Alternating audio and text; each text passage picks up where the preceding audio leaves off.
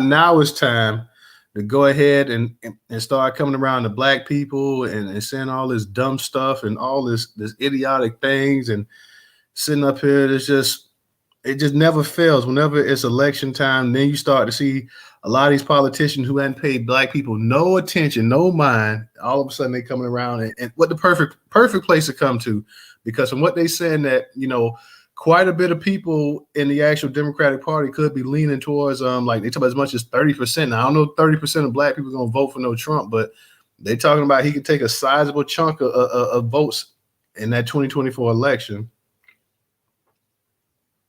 I'm still curious how DeSantis is gonna figure into all of this, man. Because I'm telling you, he's doing a lot of stuff right now, man. Did you see where he just signed another bill? I think it's something to do with diversity and inclusion at different companies.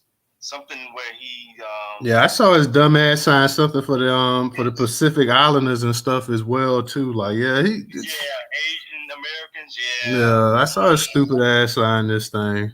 His dumb ass. He's doing a lot of stuff right now, man, but he's doing a lot of it also against us. See, that's the other thing too. And I know some Black Americans have been talking in favor of him, but I don't see how. I don't see how you can see anything favorable about Ron DeSantis. Nah, I'm here in Florida. I ain't vote for no Ron DeSantis. I won't vote at all. If it's DeSantis, Trump, or Biden, I won't be casting a vote. I may participate in the actual election just to see what's going on in my area in terms of what locally affects me and stuff like that. But in terms of voting for the three of them, I'm not voting for either one of them straight up. When you had Trump and Biden run last time, I voted in the election, but I didn't vote for either one. I did a fill in on that. So no, I didn't vote for no Trump or I didn't vote for no Joe Biden either. So I did take place where you had memorandums and stuff that was, that impacted us in our local areas and stuff in the state and city and stuff like that. I did vote on that, but no, I can't vote for no Ron DeSantis. Can't vote for no Donald Trump and can't vote for no Joe Biden. I mean, to those that can, hey, more power to you, but I'm not doing it straight up. And I see we got a few people. I was trying to let a few people come up in here, man. What's up, Carlos? What's up, that Negro? What's up, Tech? I see you up in here. Sasha, what's going on, man? I might as well go ahead and get this thing rolling, at least put it on out there. Get it on there. We might as well start. And I want to start with definitely with Biden first. Then I got to go ahead and start with the Ja Morant as well, too. Because like I say, Ja Morant, that has been the hot topic button the past day or two, man. Like, hopefully this young man don't blow it all because he's got a chance to make hundreds of millions of dollars, and I don't want to see him squander it. So I definitely got to go ahead and lead with those two stories in the Israel Adesanya, whatever his name is. I'm gonna go ahead and touch up on him as well too. But let me go ahead and get to this Joe Biden situation right here, man. This is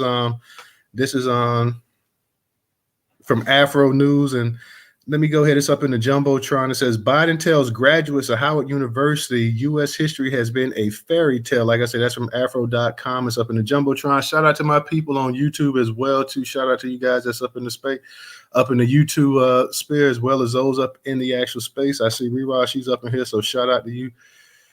President Joe Biden on May 13 told graduates of a leading HBCU that American history has not always been a fairy tale and that racism has long torn us apart. One of the nation's best days, he said, enough of us have the guts and heart to stand up for the best in us. As Biden spoke, more than a dozen cap and gown Howard University students stood with their backs to him holding handmade signs and silent protests over what they said were many forms of white supremacist violence. In his speech, Biden described the 2017 white nationalist rally in Charlottesville, Virginia, which he said helped compel him to run for president in 2020. Hate never goes away and silence is complicity, Biden said. We know that American history has not always been a fairy tale, Biden said, describing constant push and pull between the idea that all people are created equal and the harsh reality that racism has long torn us apart. One of the best days, enough of us have the guts and the hearts to stand up for the best in us, he continued, to choose love over hate, unity over disunion, progress over retreat. Biden, who recently announced that he's running for a second term in 2024, said he came to Howard to camp to continue to work to redeem the soul of this nation, which was a theme of his 2020 campaign. He told the graduates, they feed his optimism for the future. You're part of the most gifted, tolerant, talented, best educated generation in American history. That's a fact, he said. And it's your generation more than anyone else who will answer the questions for America. Who are we? What do we stand for? What do we believe? What do we want to be? It was unclear whether Biden was aware that several students had turned their backs as they held handmade signs protesting some of the injustices he mentioned in his speech. One sign named Jordan Neely, the New York City subway performer who died May 1st after he was restrained in a chokehold by another passenger.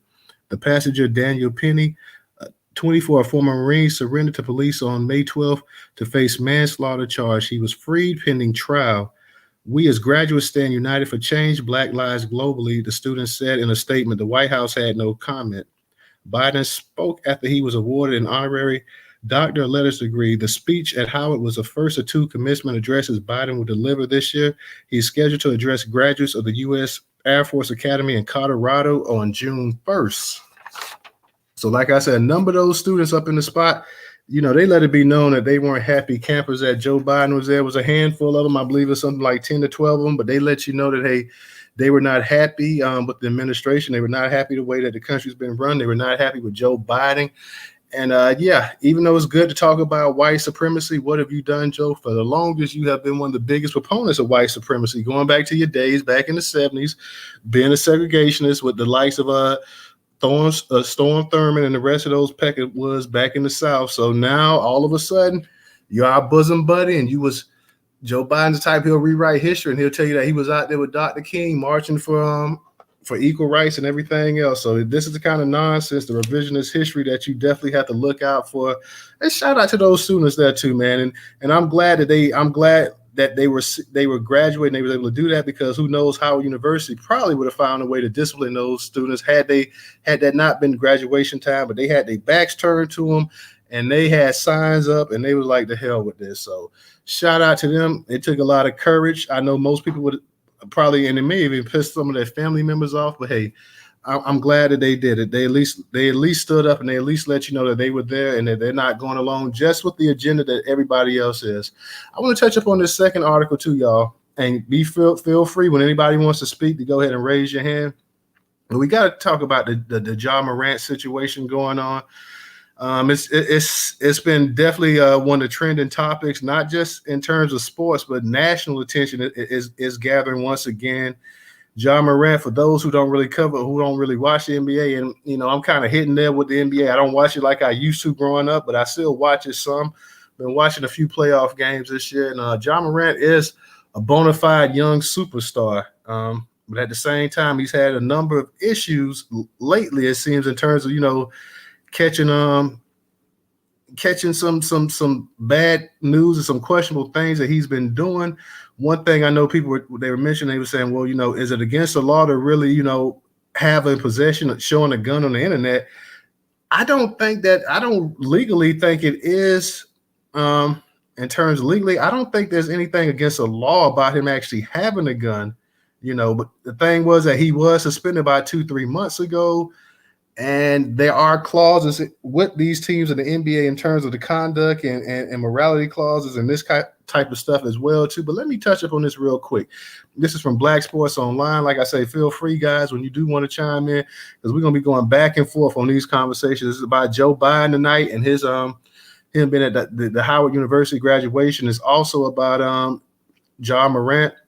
I want to hear people's opinion on that, how they feel about that situation as well too. And we're going to touch up a little bit on the Israel Adesanya saga that's going on. He's a UFC fighter. He's got a white girlfriend. He broke up with the white girl, and the white girl sitting up here saying that she's going to take half of it. A girlfriend with no kids, to my knowledge, not married, talking about taking half of his earnings. Is this another lesson that needed to be learned? Perhaps. At the same time, this is one guy, from what everybody said, was kissing ass with Dana White. No matter what they said about Dana White couldn't do no wrong in his eyes. So let's see if Dana White comes to rescue his Black Knight. Like I said, this is from Black Sports Online. Video Ja Morant flashing gun on Instagram Live. How long will he be suspended for? This is also up in the Jumbotron as well, family. Ja Morant was caught with the heater again. For no reason at all, he flashed his gun during an IG live session with his best friend. His best friend tried to turn the video away so the world didn't see the gun, but it was too late. Ja Wick, as what they call him, has been suspended indefinitely. The Grizzlies announced a suspension, which is pending a league review in a statement Sunday. 2 months after the NBA suspended Morant over a similar incident, the team did not provide further comment. We are aware of the social media posts involving Ja Morant and are in the process of gathering more information, NBA spokesperson Mike Bass said in a statement Sunday. On Saturday, during an Instagram live session on Morant's friend Devontae Pack's account, the All-Star flashed a handgun while riding in the passenger seat of a car and singing along with the rap song. The video has since been deleted. Morant left the Grizzlies and entered a counseling program in March after the video showed him holding a gun while intoxicated at a Denver club when the Grizzlies were in town to play the Nuggets. He was officially suspended 8 games after meeting with NBA Commissioner Adam Silver, who called Morant's conduct irresponsible, reckless, potentially very dangerous. At the time of the suspension, Morant told ESPN in an interview that he realizes what I have to lose and said he would try to be more responsible, more smarter, and staying away from all the bad decisions. Morant has been involved in several off-court incidents over the past year. He has been sued by a high school prospect after a fight during a pickup game in Morant's backyard where Morant and Pack are alleged to have punched the boy in the head. The teenager told police that Morant entered his house after the fight and came back outside with a gun in his waistband. Pack was banned from attending games at Memphis FedEx Forum after a post-game confrontation with the Pacers traveling party. Pack was escorted out of his courtside seat after stepping onto the floor during the game to confront Pacers players. After the game, following an argument between Morant's associates and members of the Pacers traveling party in the arena's loading dock area, a red laser was pointed from an SUV in which Morant was riding. An NBA investigation could not corroborate that any individual threatened others with a weapon. The question begs, what will the NBA do? From a legal perspective, as long as he has a gun registered or is in any open carry state, he isn't doing anything legally wrong. But the fact he did it again after they told him not to could lead to a lengthy NBA suspension and that the NBA PA may try to fight. I would not be shocked if he's suspended for at least 25 games to start next season. Righty. So, yeah, we wouldn't be surprised. Guys, I saw somebody trying to come up. If the co-host, if y'all see somebody trying to come up, go ahead and allow them to come up and speak as well, too. Let me touch up on this last article before you guys want to go ahead and dig in. Shout out to everybody coming up in the space as well. I see my man Ray up in here. I see Original up in here. You Permit. I see Mr. Engaging up in here. Say Volvo's trying to come up, so y'all go ahead and let Volvo. And real quick, let me touch up on this UFC middleweight fighters. Pretty short article. It's from MMA News. It's also curated on Newstoter.com platform. I don't want to read all of that. I think we can pretty much get the gist of this whole thing going on with Israel Adesanya. It's titled, Israel Adesanya viciously responds to ex-girlfriend taking him to court for half of his money. This is an ex-girlfriend taking him to court. This is also a Becky, just to make that clear. This is a Becky coming here. But this is also one of Dana White's, for those who don't know who Dana White is, the UFC president, this is one of his loyal protectors right here as well, too. So some people feel that, hey, is this poetic justice coming back to bite Israel? UFC middleweight champion Israel Adesanya is going to be facing a court battle with his ex-girlfriend. However, he's not backing down from this legal fight. From Africa to New Zealand, Israel has worked to build himself up from hardships to become a kickboxer, then UFC champion, and one of the most popular fighters in the sport today. He has made millions of dollars headlining multiple pay-per-view events and beating nearly every man he has faced in MMA and racked up 5 title defenses and a total of 8 championship wins. While Israel has never been afraid to speak his mind and post wild things on social media, he is not often one to post about his personal life. However, his personal life is being dragged in the limelight as his ex-girlfriend, Charlotte Padrell, is apparently taking the middleweight champion to court in an attempt to take half of his earnings. The news came according to fellow UFC fighter and bantamweight contender Sean O'Malley, who spoke about in a recent episode of his podcast. He claimed that Padrell is looking to take half of the money Israel has made despite never having been married or having kids together, due to her time spent taking care of him and supporting him through his rise to fame. I seen Izzy tweet something and I was confused because I didn't really know. But Izzy's ex girlfriend, they're not married, right? Wants half of his shit, O'Malley said. I don't know how their relationship was because I didn't even know he had a girlfriend, but to want half of what he's gone out there and done is absolutely ridiculous. I mean, it's hard to say. Who knows? Maybe if they were together for 15 years since the beginning and she didn't work because she was constantly making him food and massaging him at the gym and doing all that type of stuff. This was seemingly confirmed when Israel unleashed a vicious series of posts about his ex girlfriend on social media. Several posts were made to his Instagram stories, including one in which he shares a screenshot of a message for her. I worked in mental health, so I'm really good at manipulating people, but like I would never use it. It's not always fun living in his shadow and taking secondary priority because what he is doing is so important. And after a while, it just makes me feel small. Izzy, if I move out, I'll drift away. I wish I let you drift away into a miserable existence because misery loves company and you love being a victim. Any whore signed the tenancy agreement ASAP. As I really hope you lawyer up and come for my assets like you said. I hope you try to affect my business such as Puma with your weak bitch threats. I think that's pretty much all we gotta say about it. Let's say that he got him a Becky and Becky's coming to collect. Becky ain't got no kids from him. Becky ain't never been married to him. But Becky does have a certain privilege, and my man now he's seeing it. So we know what the name Adesanya. I believe he's African of African descent. He's going to find out the hard way. This could set a very bad precedence if this woman is awarded money, though. I will say that much there because now you can have people that's not married to anybody, don't have kids from anybody, and can now take people's stuff. So that sets a very dangerous and a very bad precedent. Whether we think this guy is a magpie or not is beyond. It goes deeper than that. So if that's to the point where this woman can come up here, not have any kids from the man, not be married to him, and still get hit just because you was his girlfriend, you're not his wife, and she can sit up here and take half of that, then that spells trouble for a lot of people out there. So let me go ahead real quick. Shout out to everybody coming up in here. I see we got Volvo, we got Mr. Engaging, we got Ray. And like I say, man, y'all see the three topics. We're going to stay on topic. We're going to talk about this Joe Biden Howard speech. We're going to talk about John Morant. We're going to talk about Israel Adesanya, however you say his name, if I'm butchering. Oh, well. And let me go ahead and kick it to Volvo. Volvo, what's going on tonight? Let me get a second. All right. We'll come back to you. Let me go ahead and kick it to Mr. Engaging. How you doing tonight, Mr. Engaging? I'm doing swell, man. That paperwork is in, but I'm doing great. I definitely want to comment and stay on code. First thing first, I'm going to start off with the Israel guy. I resent that he's a black knight. He's the great black hope. Yeah, the black hope. Yeah, labeled that. I don't like that black knight. So, but I'm just being petty. But the other thing that I wanted to get him to talk to about on a much serious note, I would say that Rick Ross line, she wasn't with him in the gym, She wasn't with him in the gym, so why is she entitled to get half his stuff? So that's my response to that. The Joe Morant thing, I definitely want to comment on that. With the since it's in a 2A state, I really think the brother should get counseling, honestly, and also might get a couple days suspension. But them going 20 and all this other stuff, I think he needs more mental health and more support in that aspect versus more scrutiny and punishment.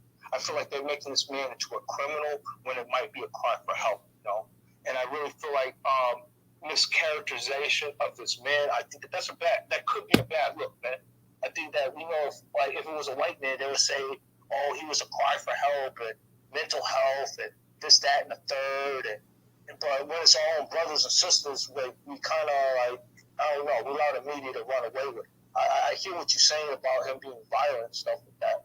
And I do agree, but I think he needs more counseling and support in that avenue versus the other things that they're presenting. I think that taking away a man's income might not be the right solution.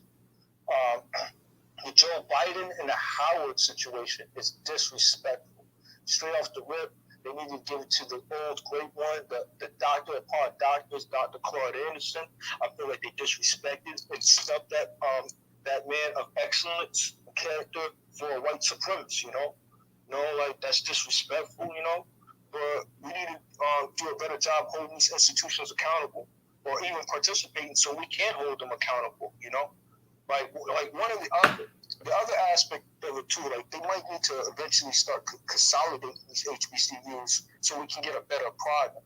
Like I'm not liking the results that are coming out of those institutions, and if I'm going to be very, very critical, I'm leaning to have my doctorate over at HBCU, because if I'm going to be this critical about these institutions, I need to at least be a part of them, or understand some more things about it, so I can come from coming from a perspective of constructive criticism to uplift my people, you know. And build strong institutions to build freedom for my people and such. So, like, I am giving them the side eye for them putting Joe Biden in, and I'm going to close it off with that.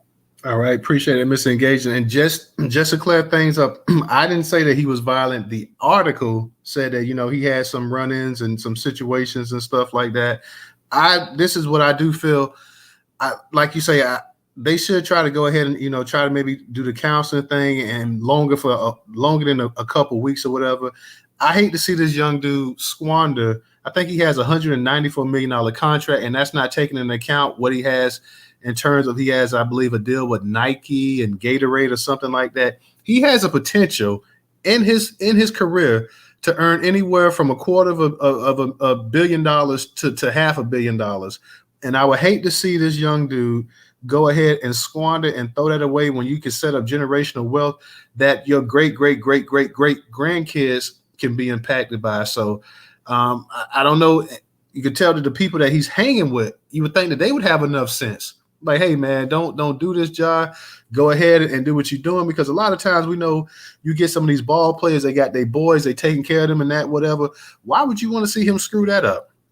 You want to see this brother go ahead and stay on the straight and narrow as much as possible and maximize his career so he can go ahead and he can do what he needs to do. You definitely don't want to see it derail. We've seen too many times in sports and stuff like that, especially where you have promising players that go ahead and that squandered and ruined it, man. And from my understanding, I mean, you're not no thug. I don't believe he came from the ghetto or nothing like that, the project. So I don't even know what all of this is about, man. Just go ahead, play ball, dribble the damn ball. You got superstardom. You're one of the faces of the NBA. Go ahead and do what you got to do, man, and just stay on the straight and narrow. Make that money. Take care of your family, your friends, your loved ones. Create the generational wealth. Go ahead if you want to create some businesses or something like that in your community, your neighborhood, but go ahead and leave the nonsense alone, man. It's not worth it. You got a chance to separate yourself from the pack. You're doing what you got. He's going to make more money than everybody in this space put together. He's already making more money than everybody in this space put together. You don't need all of this nonsense and all this drama, man. Just go ahead and take care of your loved ones, your family. And at a certain time, you reach a certain level, man. And if people are not going to be there to support you in a positive way, then you got to go ahead and you got to pull away from them. You got to go ahead and think about yourself at this point in time, man. You can't look at yourself as an average Joe Smo anymore. And I know sometimes people say, well, this is one thing people try to use. They say, well, you know, these guys like John Morant who come out of college and they only go for 1 year, they're lacking season, they're lacking maturity and this and that. So a lot of people say, well, you know, they need to stay longer and this and that. I think it just depends on the individual as well, too. You got some guys that are mature enough to come out. That LeBron came straight out of high school, and we see the projection that he went. Kobe came straight out of high school. Kevin Garnett came straight out of high school. Tracy McGrady came straight out of high school. So it just depends on the individual and the maturity that they have. So I don't think simply because he only went to college because, hey, he did go to college for 1 year. A lot of people don't go to college at all. So hopefully we can go ahead and they can go ahead and they can just get this brother on the right path. None of us want to see him just squander this. Like I said, he's got an opportunity that most people dream of. He's worked his entire life from the time I'm sure he was a child. He's probably been dribbling the ball since he was 5, 6, 7 years of age. Don't squander it. Don't blow it, man. Leave the Instagram. If you want to be on Instagram or whatever, go ahead and put it on Instagram, but leave the guns alone. And even though it may not result in terms of you may not be breaking the law. We know these clubs and stuff, they have certain contracts and they expect you to conduct yourself a certain way. If you already been getting that heat already, go ahead, man, and just sit down and chill if you got to do that. Let me go ahead real quick and kick it to Bovo. Are you ready now? Yeah, appreciate you, brother. Yeah, I just want to say like this this topic tonight about three cornballs. That's just about three corny ass motherfuckers. These some cornballs. Biden ain't nobody voting for Biden corny ass no more. That shit over with. That pandering to black people shit. That shit over with. I feel Howard though. Howard needs some funding. President want to show up. You supposed to host him. You might not even agree with him, but you supposed to host him. Let me get a check, Biden. Get the fuck out of here. Ain't nobody like all that pandering to black people with that with all that empty promises and all that empty talk. Ain't nobody falling for that no more. That shit corny. Ain't nobody on that. It's time to put some action up. Unless ain't nobody fucking with you, Biden. Like he's just doing what he's supposed to. His whole presidency been corny. It's been one big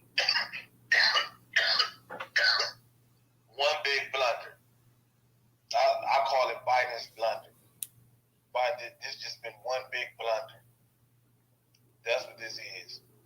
He tried to send Kamala out to Africa. They rejected her. They running over the border. They talking about World War III. All these. It's just one big blunder. He just really solidified Trump. Everything that Trump was saying that was gonna happen happened. You know what I mean? It's just one big blunder. So ain't nobody voting down. He just campaigning. That's it. As far as Israel Adesanya, he a cornball too. He's super corny. He's super corny. He a dope fighter. I'm a combat sports fan. He a dope fighter. He a dope fighter. I can't take that away from him. But other than that, he's a straight cornball. He be trying to act black. He's a Nigerian that lives in Australia that acts black. And he did some corny shit. That's what make you corny. When you do something, when you trying to be something you're not. You know what I mean? He confused. He want to be black, but he's a Nigerian that lives in Australia. He don't know what he is. He be painting his nails and wearing fucking pearls like how like your grandmother had pearls. Like he wears pearls. And then when he came out with the Joe Rogan thing, Joe Rogan, that's my nigga. You can call me nigga. You know he ain't going for that. He don't know no better though. He a cornball. He trying to be something he not. As far as the girl taking his money, that should never happen. That should never happen. What is we talking about? That's the purpose of not getting married. You know what I mean? Man, I ain't got to enter into a contract. That's a marriage. A marriage is a business deal. It's a contract. So that's why they give her half the money. And what? You my girlfriend, and you get to get half my money? That don't even make sense. We ain't got no pay. What? Just so what? Now what? Now what? If I have a one night stand with you, you entitled to 1,000 or something? Like what are we doing here? Like what? Like that's ridiculous. But hey, shit, he gotta fatten out. Shit, he said them white folks is niggas, so shit, they should take care of his corny ass. As far as the John Morant thing, another cornball. He corny. He trying to be something he not. What is you flexing a gun for? What is like you ain't about to shoot? You ain't no shooter. You ain't even built like that. Like you ain't even like you a basketball player, dude. Like that was always corny. Like we used to run them out of the off the block, bro. You on the football team, you can't be standing over here. We'll beat your ass for that. You trying to be something you not? We'll take your drugs. That's how I used to be back in the day. Man, what is this? Man, who is this nigga? You ain't man. You don't go dribble. Shouldn't you be working on the fadeaway, my nigga? Get the fuck out of here. Like you can't come on. He corny. There's a lot of that corny shit going on now. Everybody want to be a rapper. You know what I mean, bro? You blessed to be a basketball player. You a basketball player. You blessed. I wish I was a basketball player. I wish I was good. You know what I mean? Like, hey, come on, bro. You corny. You trying to be a gangbanger or something? Trying to be something you're not. Now, I feel two ways about this. I understand that the NBA got a code of conduct. They don't want that type of shit to get out of control. They don't want a bunch of their athletes on social media flexing guns, doing some 6ix9ine shit. You know what I mean? You don't want a bunch of that going on. You know what I mean? I understand that because they want to protect their brand. You know what I mean? But at the end of the day, he didn't really do nothing wrong, but just be corny. We allowed to have guns?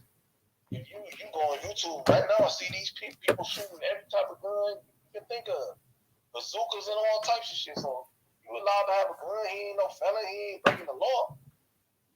But I understand what they saying. They want to protect their brand.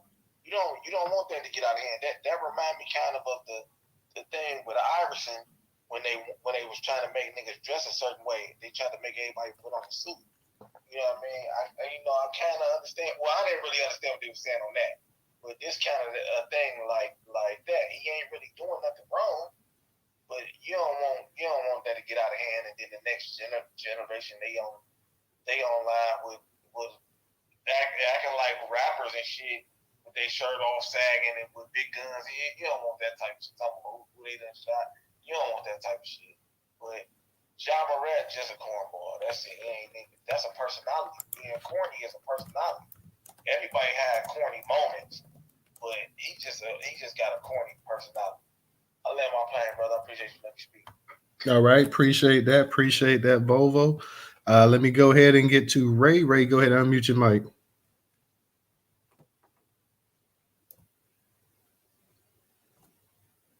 I'm gonna be real quick, man, because a lot of the talking points have already been touched on. As far as Ja Morant, obviously, I'm a very big Second Amendment supporter, but at the same time, I don't want this brother to lose generational wealth because he's trying to floss on Instagram.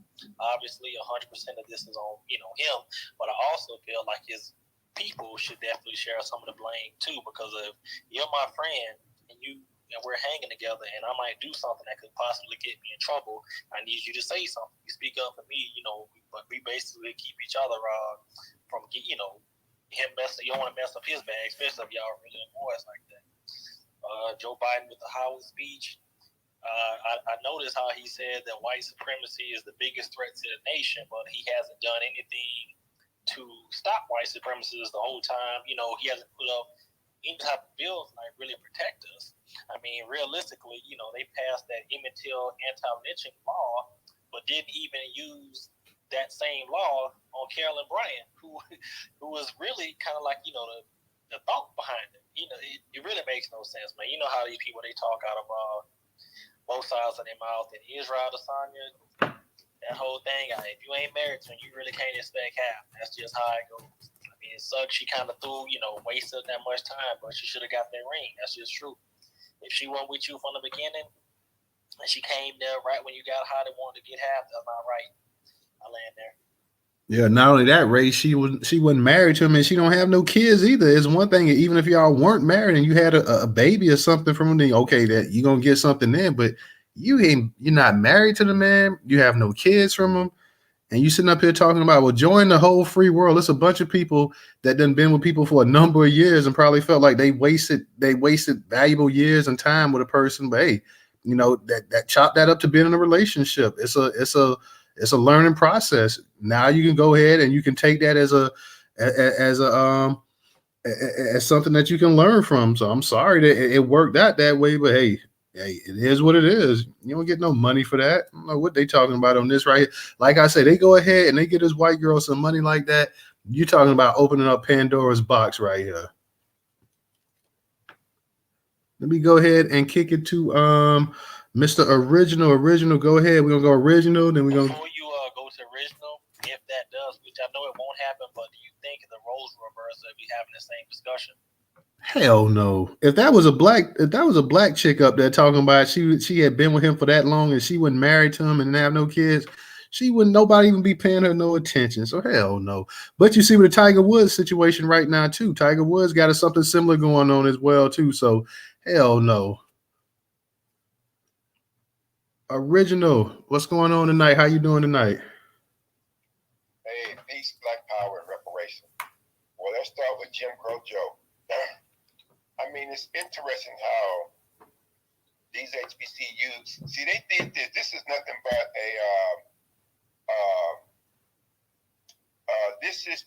he's pandering to black folks, and he's trying to give black people. This is nothing but a classic case of perception management. He's trying to show black people that, I'm with you. I'm here at this black school. I'm talking about white supremacy, and you know how these white people are acting today. But he's the biggest damn racist in the country. Somebody had put up some video whereby he was defending people in the Confederacy. So this piece of shit, somebody need to flush him down the toilet if the toilet will allow him to go down the toilet. You know what I'm saying? And see the reason black people are in the position that we're in today.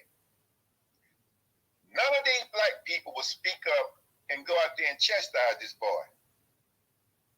They let him say whatever he want to say regarding black folks, and they sit up there and don't say anything. So I'm not going to sit up here and I'm not going to go along with this. I am so happy that those young people, they stood their ground. They held up signs. They turned their backs on him, let him know, we don't give a damn about you. You mean nothing to us. And that's exactly what they were supposed to do, to show him that you can't come up in our house and disrespect us and then expect us to come out and vote for you, and you haven't done a damn thing for us. Hell, he's bringing illegal aliens over here and putting them up in hotels and feeding them and probably giving them a stipend every month. Meanwhile, you have not only just black Americans, but other Americans on the street homeless. And they're not doing a damn thing for them. They keep saying, well, this is a joke. This is beyond a joke. And then he got that old bootlicking symbol, James Clyburn up there too with him. No, it is past time that we show these people that these black elected officials, they don't have any power. We don't give a damn what you say. You have no influence with us. You can't even, hell, they don't even mention us on their platform, but the majority of these black elected officials, they will stand up there and defend these illegal aliens coming over here just because Jim Crow Joe. It's like, who in the hell, as I said on another one of your spaces, the immigration laws we have in place now, they work if you enforce them. But if they're not going to enforce them, it's not going to work. But like I said again, I just want to throw 10,000 shouts out to these young people who protested at that graduation. They deserve our respect. They deserve to be held up in high esteem. That they didn't go along with these shenanigans that you're gonna let a white boy come up there and tell you how you should be acting, and then he's gonna sit up and expect you to go out there and clap and encourage other people to vote for him. No, those days are dead. You don't get that much respect from black folks any longer. No. And this boy, he was with, as I said before, this boy, he said Strom Thurmond and Jesse Helms, they would call him son. Now, only time an older man call a younger man son is when they see attributes of themselves within them. So that means what? When them racists call him son, they saw those same racist attributes in him. So that's why he got called son. Now, as far as these two athletes, I hate to say this, but I don't give a damn about either one of them. The guy with the gun, I mean, it's not like I'm not going to even give him that immature thing, because he knows that there are two standards with the NBA, one for the black players and one for the white players. So he had already been up there once and got suspended or whatever, but he's going back doing the same. So no, I don't. If he lose this contract, so be it. He should have paid attention in high school, and he should have went to college and got some education.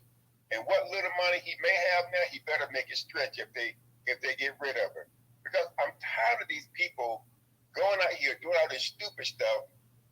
They sound just like these racist white folks that do all this stuff, then I'm sorry. Or like some of these videos you see, these white folks come up here bothering black folks when the black folks beat the, oh, I'm sorry. Remember that the video where the was sister girl beat the white girl up when the white girl gonna call her all kind of pejorative things, and then she acting bad in the store. When she came out that store, sister girl let her have it. She said, I'm sorry, sister, no, you're not. So, and that, take the chance. Boop, boop, boop. You got that right. And so, and then this Nigerian guy, I didn't know. See, I don't follow these people. I didn't know he was going around painting this. What men paint their fingernails? I mean, I was in a store some years ago, and this lady was trying to get me to put some clear. I said, don't put that on my finger. I didn't come over here for that. No man that I know wears any kind of fingernail polish. Now, I've seen some of these guys, they want to wear that. They wear that clear stuff. I said, yeah, you just wearing that so you can get away with it. But no, he has said some, see, he's Nigerian.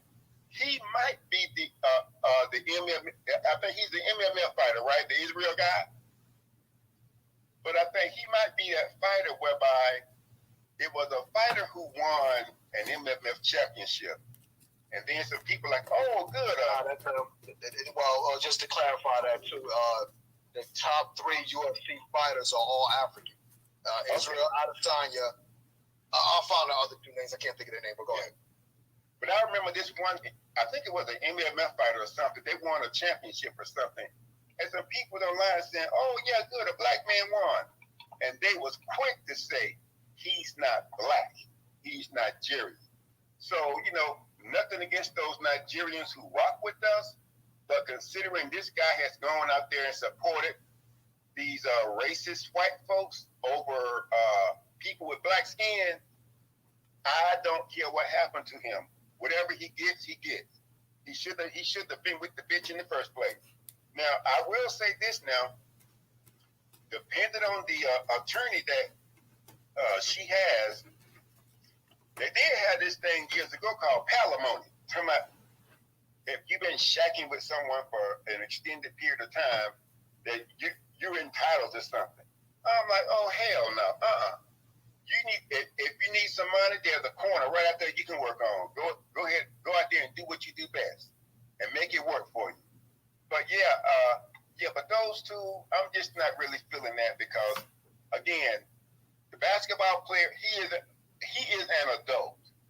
Now, if he can't see that he's in a position whereby he can afford to lose what he has, you know, at this point, that's on him. I'm not defending him or anything. He knows how these white folks conduct themselves when it comes to us. And same thing with the Nigerian boxer, whatever he is. So I'm gonna land with that, but I'm just saying, look, just let me say, I am so proud that these young people who stood their ground and made sure that they disrespected the vehement, inherently racist Jim Crow Joe. And I'll land with that. All right. Appreciate that, Original. Thank you. Like I say, with the John Morant thing, the simple fact, and I get what you're saying, Original. I like to see the young brother keep the wealth that he's generating, so he can go ahead and he can, provide for future generations of his family. That I would. Now you're right. He's old enough. He's a man. He's immature still. I mean, like a lot of young men are that get money and stuff like that. And not only that, but from what everybody was saying, his father, kind of seems like, he has some maturity issues himself as well, too. Like some of the things that the father was at the games and stuff, kind of going at it. A lot of people was questioning that as well, too. So I like to see him keep the wealth. I like to see him keep it and pass along to future generations. That's just me personally. I hope that he goes ahead, he sits down. I don't want to see him mess himself up. And I've been like that for years, following a lot of people in sports and stuff like that. You hope that people get it right and this and that. You see people with this great amount of talent and so many. We can't even count the amount of stories in sports if you grew up watching it that, people have squandered opportunities like that. So I personally would like to see him go ahead and, Okay, but so let me share this with you. Now, I'm not going to call any name. No, I get that original. I understand exactly what you're saying. I'm just saying from a black man perspective to another black man perspective. I like to see. He's in his early 20s, I believe. I'd like to see him go ahead and keep that wealth, and you got kids or whatever. You pass that along to them, to the grandkids, and you do something with it to help people out as well too. Now, that's not to say he's going to do that, but that's what I would like to see. But let me share this with you. So there was an individual who always got their homework done, and these athletes that was in class with this individual, they wanted to cheat off of his paper. And so what he did, he knew how how many points each questions were on the test and how many it takes to fail and pass, right? So what he did, he gave these athletes the wrong answers to make sure that they would fail. And they said, well, why are you erasing some of your answers? He said, well, I don't, we all shouldn't have the same answers, so they'll know we cheated or something, And they all failed and he passed. See, a lot of these people, they're dumb as hell. They think they don't have to study. They think people should give them the answers and they can cheat and go on and do what they're going to do. But some people, fix it up for him real good. They didn't ask him to cheat again because they knew he wasn't going to give them the answer. So that's one of my pet peeves with some of these people. They sit here, they think somebody owed them something, that they can cheat off of your paper, but then they don't offer you anything to let them cheat. So it's like, oh no, you get what you get. If you're too dumb, you're too stupid, you can't read and comprehend, you can't do the work, maybe you shouldn't be there. So I just wanted to share that because I said, this is a problem with a lot of people whereby these athletes think they don't have to do anything, that they can cheat off of people's papers, and people are supposed to allow them to cheat. So no, in my opinion, I understand what you're saying, but in my opinion, they get what they get, and I land. All right, I appreciate that original. Real quick, guys, up in the Jumbotron, the fourth one in the middle, I believe it's the fourth one. Is it the fourth? The fifth one, the actual third to the left is the actual YouTube channel. Let's see if we can go ahead and get some subscribers to the YouTube channel tonight. The third on the left-hand side is the actual YouTube link to the YouTube channel. Please go ahead and subscribe to the YouTube channel while the space is actually on and taking place. So you can go ahead and listen to the space and still subscribe to the YouTube channel. Also up in the Jumbotron is the actual Cash app. $Newstoter, $Newstoter. Newstoter is the largest Black-owned, Black American-owned news media curation platform today in America. Once again, $Newstoter, $Newstoter. Tonight's topics are all off the Newstoter.com platform. Make sure you visit Newstoter.com daily. Make that a daily habit to go ahead and visit the site, check out all the content, and share it also to your social media platforms as well too. Once again, that is Newstoter.com, Newstoter.com. For those that don't have Cash App or PayPal, we have the for those that don't have Cash App, we have the PayPal and Venmo up in the Jumbotron as well too. And as with all spaces coming out, we're trying to at least raise $5 a space. So for those that can contribute, definitely greatly appreciate it. Even if you have just $1 that you'd like to contribute or donate to the nice program, you can do that on Cash App, $Newstoter, $Newstoter. Like I say, if you don't have Cash App, we have the PayPal and Venmo up in the Jumbotron. I see my girl Rera is up in the space as well too. So Rera, you next. What's going on tonight? How you doing?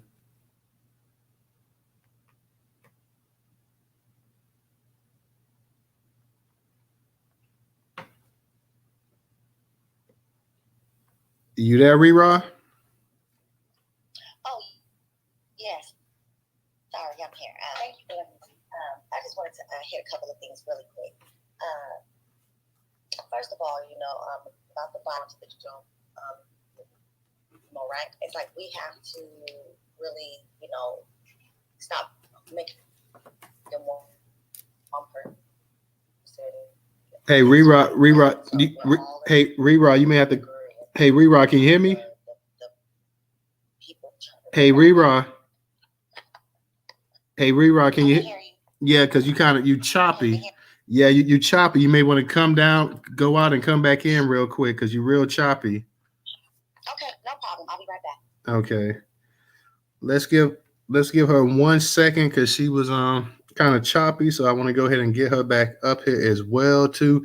Let me give a shout out real quick to Jimmy and to Trenton Makes and also to DJ for their contributions on Cash App.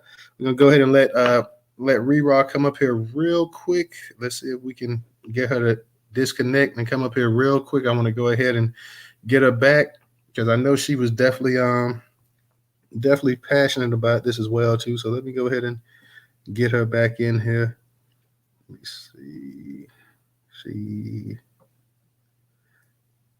okay. Re-Rock, can you hear me? Can you hear me, Re-Rock?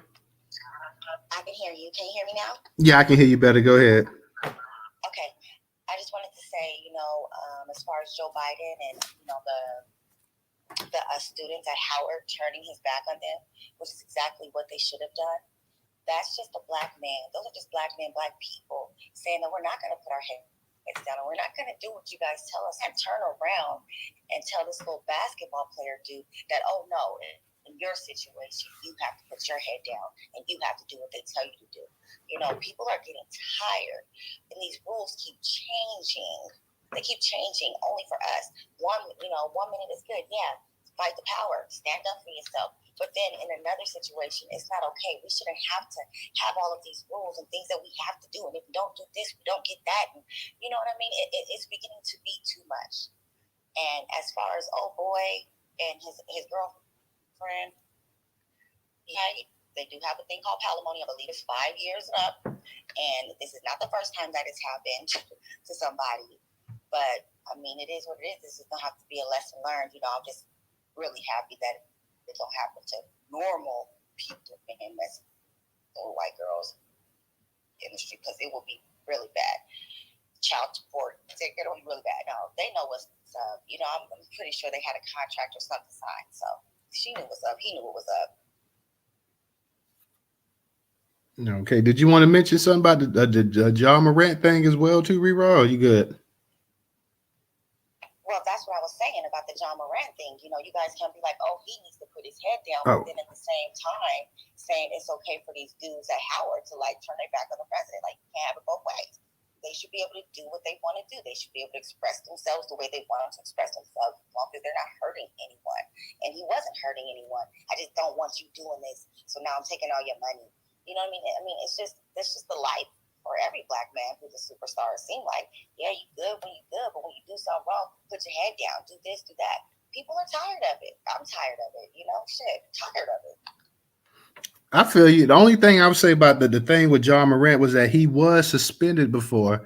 So, when they suspend you, it costs you money.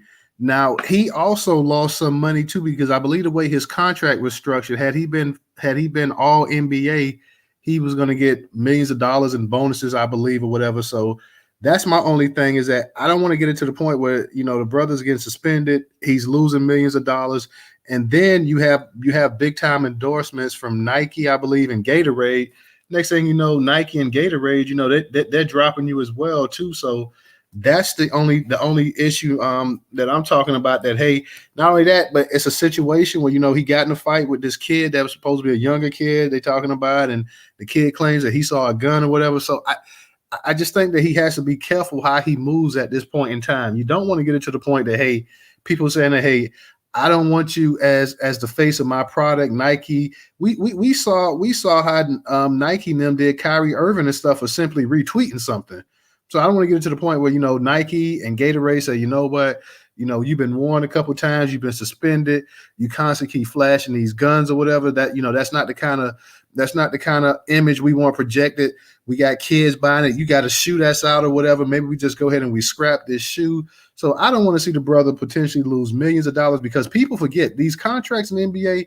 Yeah, they're worth a lot of money, but you got people signing shoe contracts and stuff, lifetime shoe contracts worth a couple $100 million. So I don't want to see him go ahead and lose all of that money for something that, to me, those kids at Howard, what they did by turning their back to Joe Biden or whatever, even though he's a president, to me, I respect them. And I think a lot of people, and I know you'll have some people say, well, that was disrespectful.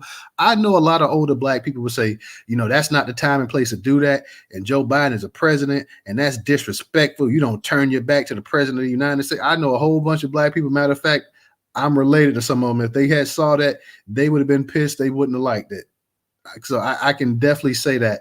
But at the same time, I think that, somebody trying to actually making a statement like Colin Kaepernick taking a knee, or even those young people that just graduated, turning their back, holding up their signs like, "Hey, you want to talk about white supremacy? Well, look at this right here on this homemade piece of cardboard that we got. This is white supremacy right here that you're talking about, President Biden." I think that's a little bit different in my personal opinion, as a brother sitting up here saying, "Well, hey, I'm gonna sit up here on social media and I'm gonna flash a gun," even though it's not illegal, depending on the state and everything else. It may not be illegal, but you already the targeted by the NBA for this before. So that's my only thing. I don't want to see him throw away opportunities that the average person will never, ever, ever get a chance to touch, just off of something that he don't want to do. Like, it's one thing that even if he was at the gun range and he was showing him shooting a gun or whatever, I think that would get maybe less feedback than just being on social media or whatever. Like, I'm at a gun range. This is public place. People come here, they shoot guns and this and that or whatever. I'm legal. So that's just my personal opinion. I know everybody's different. So would you rather see him bow down, Newstoter? Would you rather see him bow down? Would you rather make him take the walk like her? Would you rather see him bow down? And that's my question. So, okay, you want him to not do these things. So in his mind, he's like, so they want me to bow down. But I'm saying, but I'm not saying for him to bow down. But I'm saying, what is he doing? What is he doing that's really helping black people by posing with guns on social media? Now, Irvin believed that he saw something that he felt had some historical purpose, and even though he didn't say anything, he tweeted out because maybe in his heart he felt that black people were the original Hebrews. So he went ahead and he tweeted out a link. But how is what? And Colin Kaepernick took a knee, and those students at Howard, they're protesting the president of the United States at their graduation. How is he making a statement that's bettering black people? I'm just asking. Maybe I'm missing it. I don't think that statement was. You broke up a little bit, sister. Say it again. I'm sorry, I couldn't hear you. Game, maybe he hard-headed or whatever, but either we want him to bow down or we don't. That's just it. It's just that simple to me, and I land. All right, I appreciate you.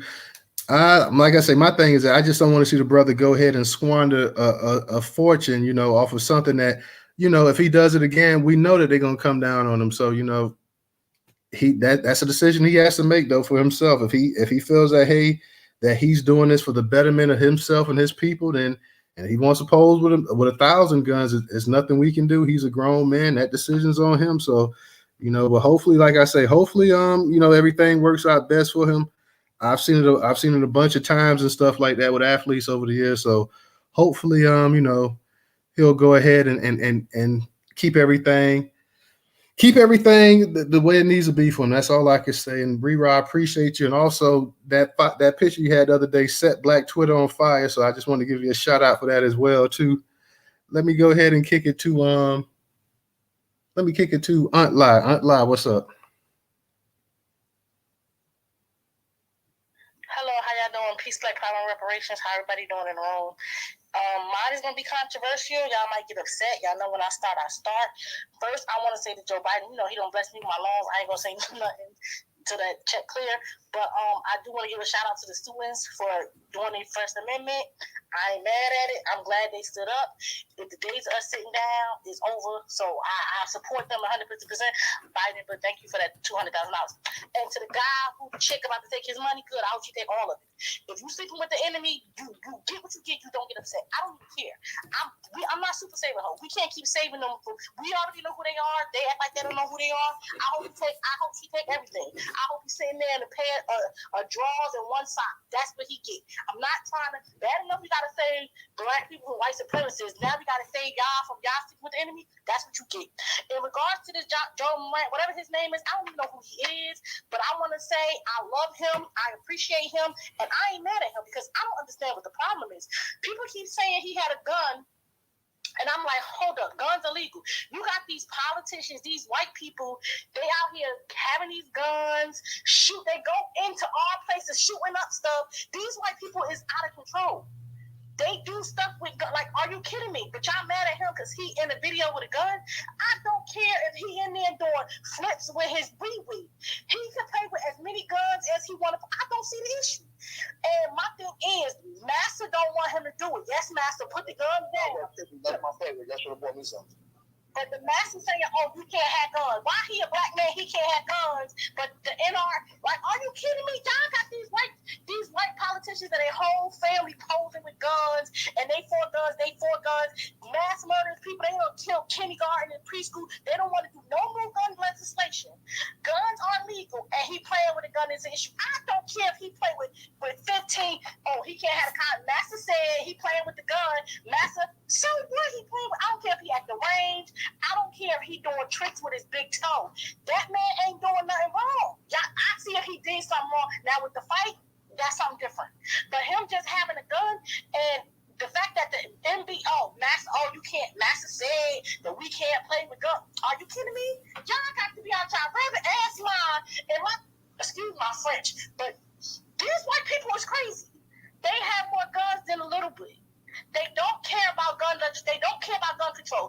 They are making the gun laws so lax that you can get a gun without no training, out no permit. Now the black man got a gun, and oh my God! And you see the way people talking about. You would think that this man went up in the school and did every school shooting that happened this whole year. These people out their damn mind. I don't see anything that he did wrong. All the man did, it could be childish, immature, and these white people out here shooting shit up like ain't no tomorrow. They's killing, going into black churches, going into black soup, killing the grandparents and the great-grandparents, but y'all mad at the nigga with the gun just playing. Let him play with his gun. Ain't guns legal? Guns illegal. They don't want to change the gun. I think every NBA player should go ahead and play with a gun and dance with it and do, like, I just don't, his image. So if he don't care, I don't understand why anybody else care, because the money that's coming in his bank account is his money. If he willing to lose it, fight the power, my brother. More power to the motherfucking people. But for Master to sit here and say that this black man, this black boy, this black, I don't even know how old he is. I'm just still trying to find out what his daddy, but I'm like, well, who he shoot? But what he shoot up? So he ain't shoot nobody up. He ain't, shoot up the club. He ain't do none of that. All he did was stand in the picture with the gun. And Master's, man, the NBA got some nerve. They got, man.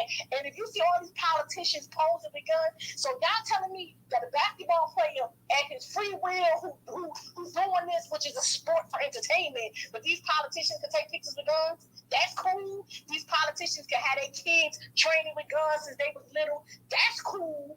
They kids are killing themselves. 2 years old, the gun. Are you kidding me? That he playing with a gun and now it's, oh my God, he's such a horrible. I'm sitting here really like, what the hell? Who did he shoot up? What did he do? Oh, he's dancing. Oh, he's just dancing in the car with a gun. And guns are legal. You can have a gun without a license. You can get a gun without training. So I'm trying to figure out what the issue is. It's that a black man doing what the fuck he want to do, and he willing to lose the money, and people mad about it. I don't know what her name was, but she just said it. But she said it. I hope every time we see him, he playing with guns. Fuck the NBA. The NBA don't give a fuck about black people, and you want to like the Nike deal. Fuck Nike. How you want to sit here and say, but guns are legal though? I don't understand. Well, his image. What the fuck image? He put a ball in the hole. Like, come on, like, are you kidding me? But y'all shooting up these churches. Y'all got these white people doing all kinds of this mass shooting, but we gonna get at the black kid. And I'm really trying to, so he just took a picture with a gun. Oh, he got a fight and he showed the gun. The fuck? If I get into a fight, I hope I have a gun that I can show too. Like, maybe it's me. But don't be cursing me out. I told y'all I'm mental. So don't be cursing me out to say anything. But again, I don't understand what the issue is. I'll land my plane. Hey, I mean, I'm like, hey, that's your opinion. I mean, like I said, if he if they say we're gonna take your money, whatever, he said I'm gonna keep putting guns out there, that's up to him. we know who signs his checks at the end of the day as well too. So if he says that, hey, I'm gonna keep taking pictures with guns, I don't care how many times y'all suspend me or whatever, that's his prerogative. All I'm saying is I personally, because I don't know, me personally, I don't know any black man that's worth $100 million personally. I don't know any black man in my inner circle worth 50 million or 20 million. So, if that's what he wants to do, he's a young man. That's up to him. If he feels like, hey, I'm doing this. I have the right to do this. Which, like we said before, we did mention that legally we don't think he's breaking any laws or whatever. But we do know that these teams have these conduct clauses. They have these morality clauses as well too, to pretty much keep people in check as well too. So, that's up to him. If he feels like, hey, what I'm doing, it's not hurting anybody, it's not bothering anybody, I'm gonna keep doing it. I don't give a damn. I don't care about the money, because you do have some athletes who don't care about the money. We have seen athletes that have actually put their actual principle up against money. I can think of Muhammad Ali and Kurt Floyd and a host of other athletes who actually say, you know what, the basketball player formerly known as Chris Jackson, I can't remember I forgot what he changed his name to. You got some athletes that actually say, hey, this is beyond just money. This is beyond endorsements. This is beyond this or that, or whatever. I'm gonna do exactly what I want to do. And they went ahead and they paid a price or whatever, but they didn't whine at the end of the day either. When things got taken away, they didn't complain. They stood up as men. So if he said, hey, at the end of the day, I'm gonna do this. I'm gonna continue to put guns, and you're right. There are people, every time we see, there's people up here taking pictures with guns and this and that or whatever. At the same time, like I say, I'm not privy to his contract. I don't know what the clauses, certain clauses in there, whatever. He's not out here robbing people. He's not out here shooting people. He's not doing this. He's not doing that. So you're right. He's not harming people. There's no harm taking a picture with an actual gun. But at the same time, like I said, we saw that he was suspended 8 games before. He was suspended 8 games. So, and now people sitting up here talking about he'll probably be suspended again. So I don't know. Like I say, if he's saying, well, hey, you know what? The money doesn't mean anything to me. I already got $20-30 million guaranteed in the bank. I can walk away from basketball today and be a happy person. And I say more power to the brother. If not, then, if he's thinking about his bottom line and protecting his interest, his money, his legacy in terms of trying to secure more money down the road, then he's going to have to comply to what these white folks say, because he is under contract and he has agreed to certain things when he signed that contract with him. Like I say, I don't know exactly what the clauses in his contract say. I don't know exactly what's what or whatever, but he would have to look at that. But like I said, he is considered one of the faces of the NBA. He is a budding superstar, to speak. The guy's got great potential, a potential Hall of Fame player. If he could stay healthy and not get any kind of major injuries or things of that nature, he has a chance to be a Hall of Fame type player as well too. So, we'll just kind of see how it plays out. But you're right, Aunt La, you and Rira right. He's not out there harming anybody. And that's been said before. And like we say, the legality of it, and that's been talked about on sports talk radio as well too, from a legality issue.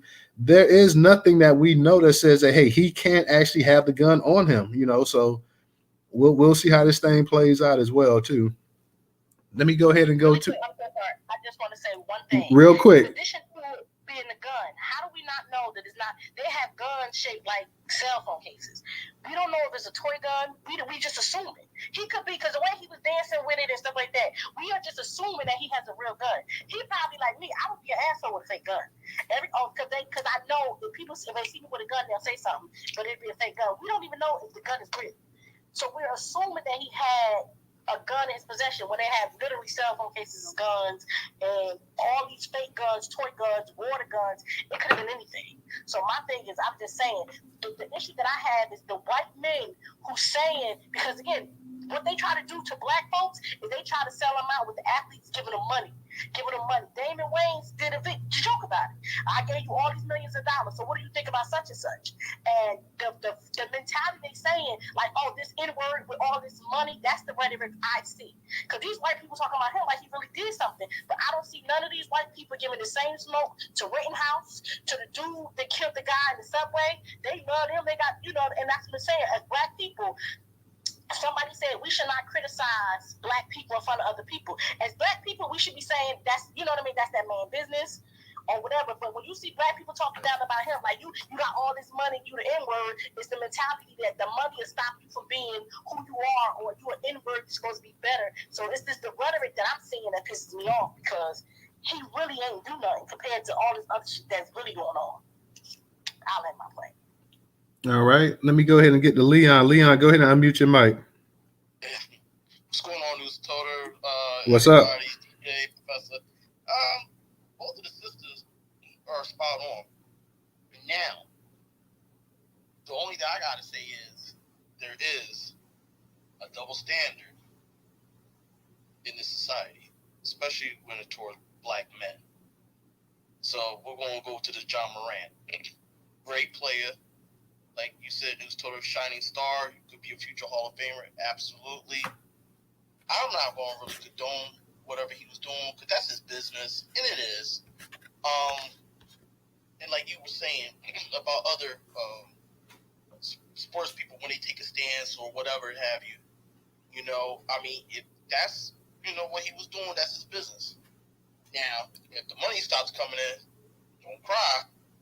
You can't cry, because I'm sure your agent, your lawyers told you, whatever in the contract, verbatim, if he can't read or whatever. I'm not saying he can't. I'm just saying, legality-wise, I'm sure he's been warned.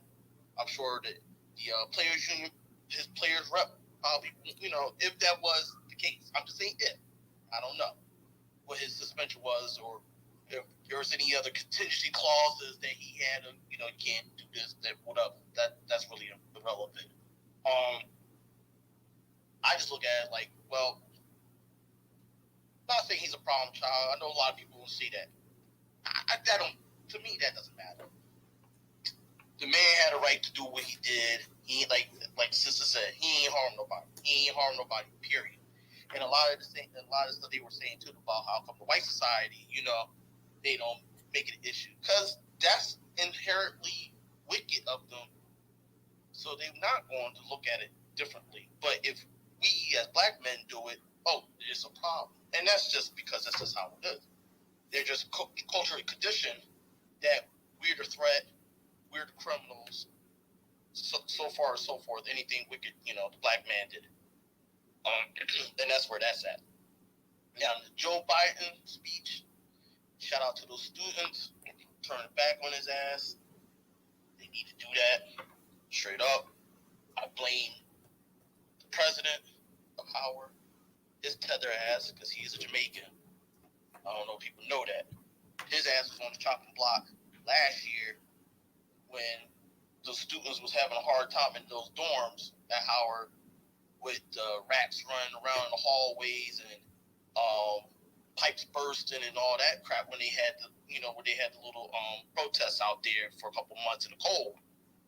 So this but been on the block, but they can't get rid of him because I don't know who is, you know, of the dominant society is paying for him to be there, but that's a whole nother problem in itself.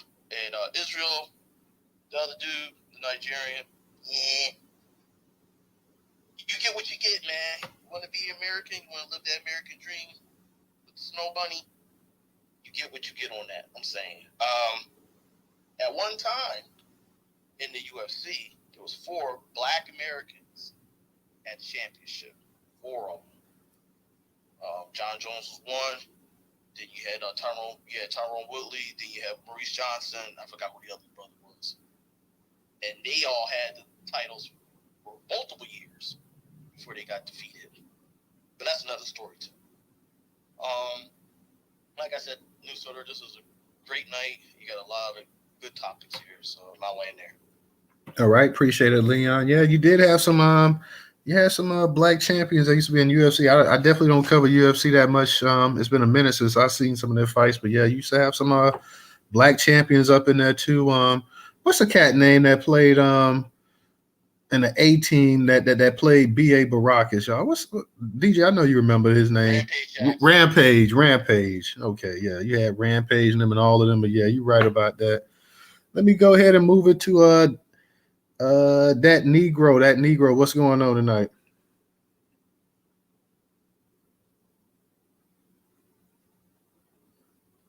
You there, that Negro? Let's try it again. Yeah, I'm here. Can you hear me? Yeah, I can hear you. How you doing? I'm doing good. Salute to Newstoter and WPI. Appreciate the space to talk. Peace, power, and Negro reparations to the room.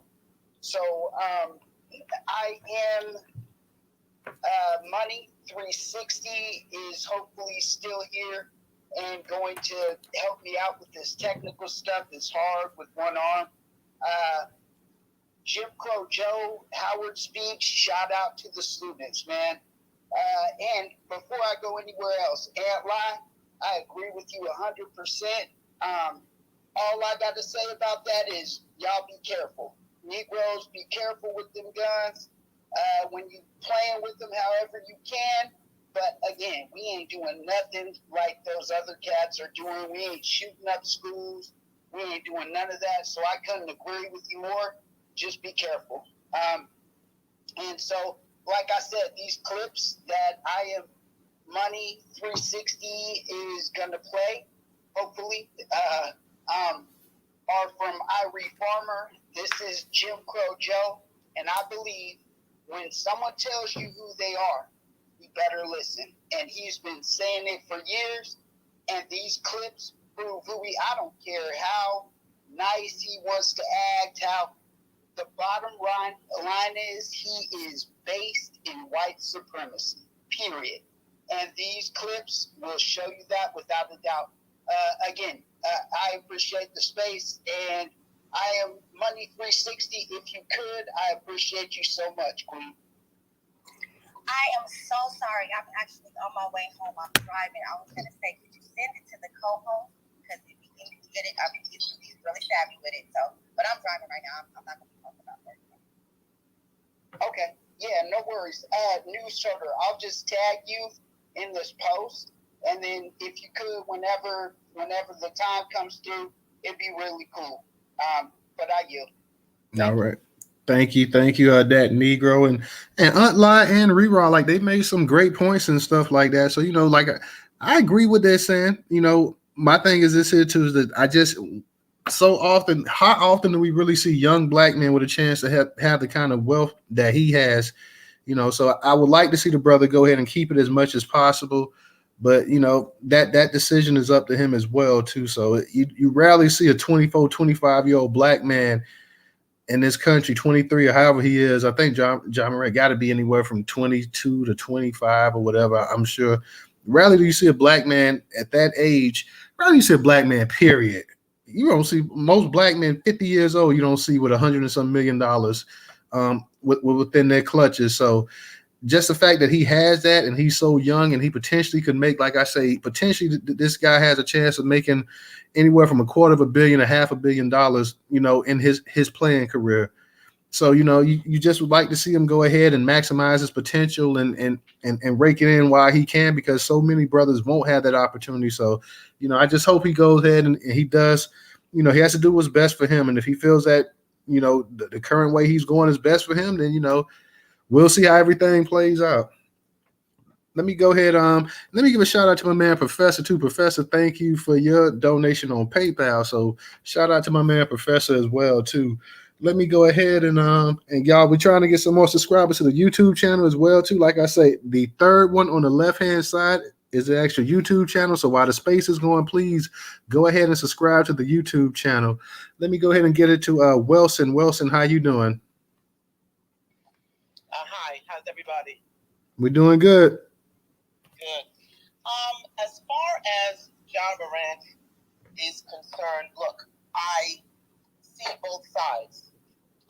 He's very young, and the problem with a lot of these young brothers and sisters, successful athletes, particularly the very young ones like him, is that there's no one to develop them business-wise as an athlete.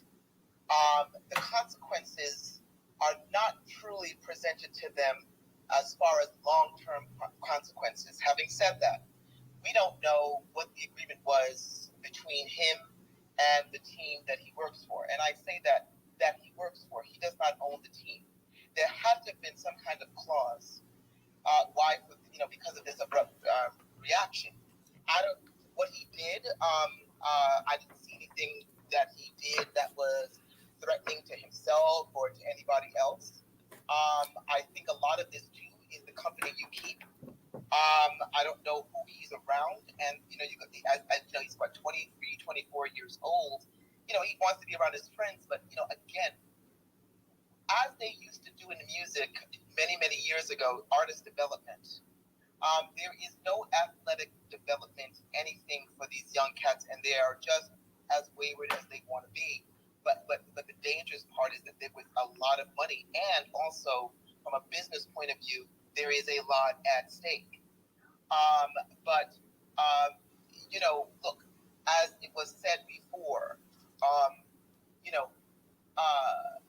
you have white folks, athletes, politicians that do a lot of nonsense too. They do pose with their guns with their children and everything, and they're not harming anybody. And so, with that being said, I think the biggest problem for him is the fact that he is not around someone who he should hire. He needs it. He needs a Tyrone around him, a seasoned one that's going to protect him, that's going to see who he's around, make sure that the people that he's around have no cameras, none of that stuff, no audio, nothing to protect him. And also, I think, too, once again, there's no one to protect him from a business point of view. I don't know, he just it seems to be as wayward as he wants to be. But he should be able to do what he wants to do within reach. But again, when you don't own your basketball team, you are working for someone else. And unfortunately, when you fully execute a contract, you are an extension of that team. And again, we don't know what kind of clause was in that contract. But, I feel for the brother, and it's always a double standard for black people, and black men in particular. Joe Biden, look, the whole nation of black people should be turning their back on this bastard. Just like how they turned their back at that, I think it was a law school, whatever, in New York City, to that damn yabba-mouth looking cop, coon, Mayor Adams. There should be a whole lot of back turning, and with that, as a result, should be no votes for Biden. So he gets what he deserves. Someone mentioned that he was a mentor of Strom Thurmond and that other racist bastard who took him in as a son.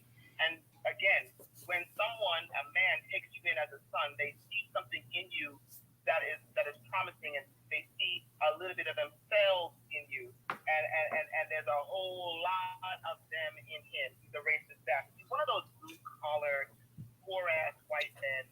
I know that type. They grew up, poor. They might have known some black folks, maybe had one or two friends, and they think they're in. And now they have the corner market on understanding black people, and they know how to talk to you. Problem with black people is that we have been voting symbolism for too many decades, and people think now that they can walk across the Pettus Bridge and you're in.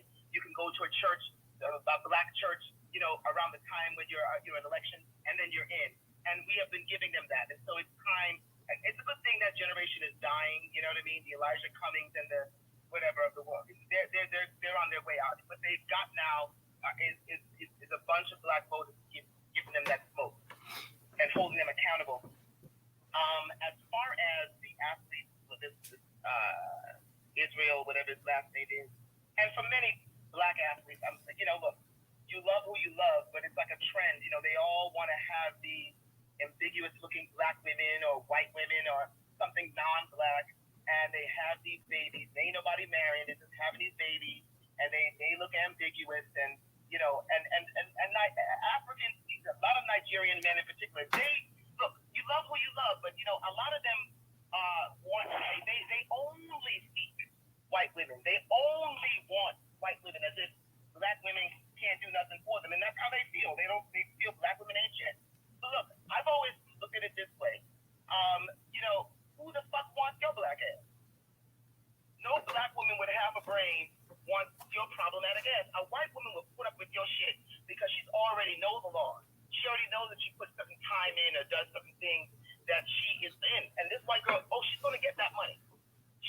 going to get that money because she's white and because she's got receipts on what she has done for this motherfucker. Apparently she took care of it.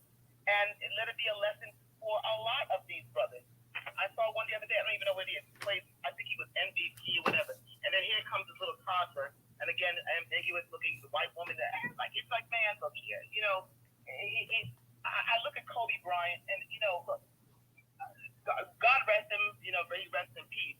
But, you know, I remember a 60-minute interview with him when he first came onto the scene. I remember it very distinctly. He had a sister who was accepted it. She was about a year out of becoming an attorney. She was a USC law school student, and he was dating her for a minute. And actually, she was on Larry King being interviewed because the way he dropped her, you know what I mean? Like, just like beautiful girl too.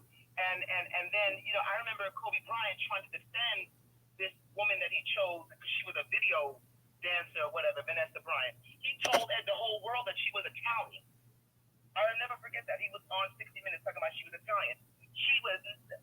There was nothing Italian about Vanessa's Mexican ass from Santa Ana. Okay? They always trying to make them out what they are not.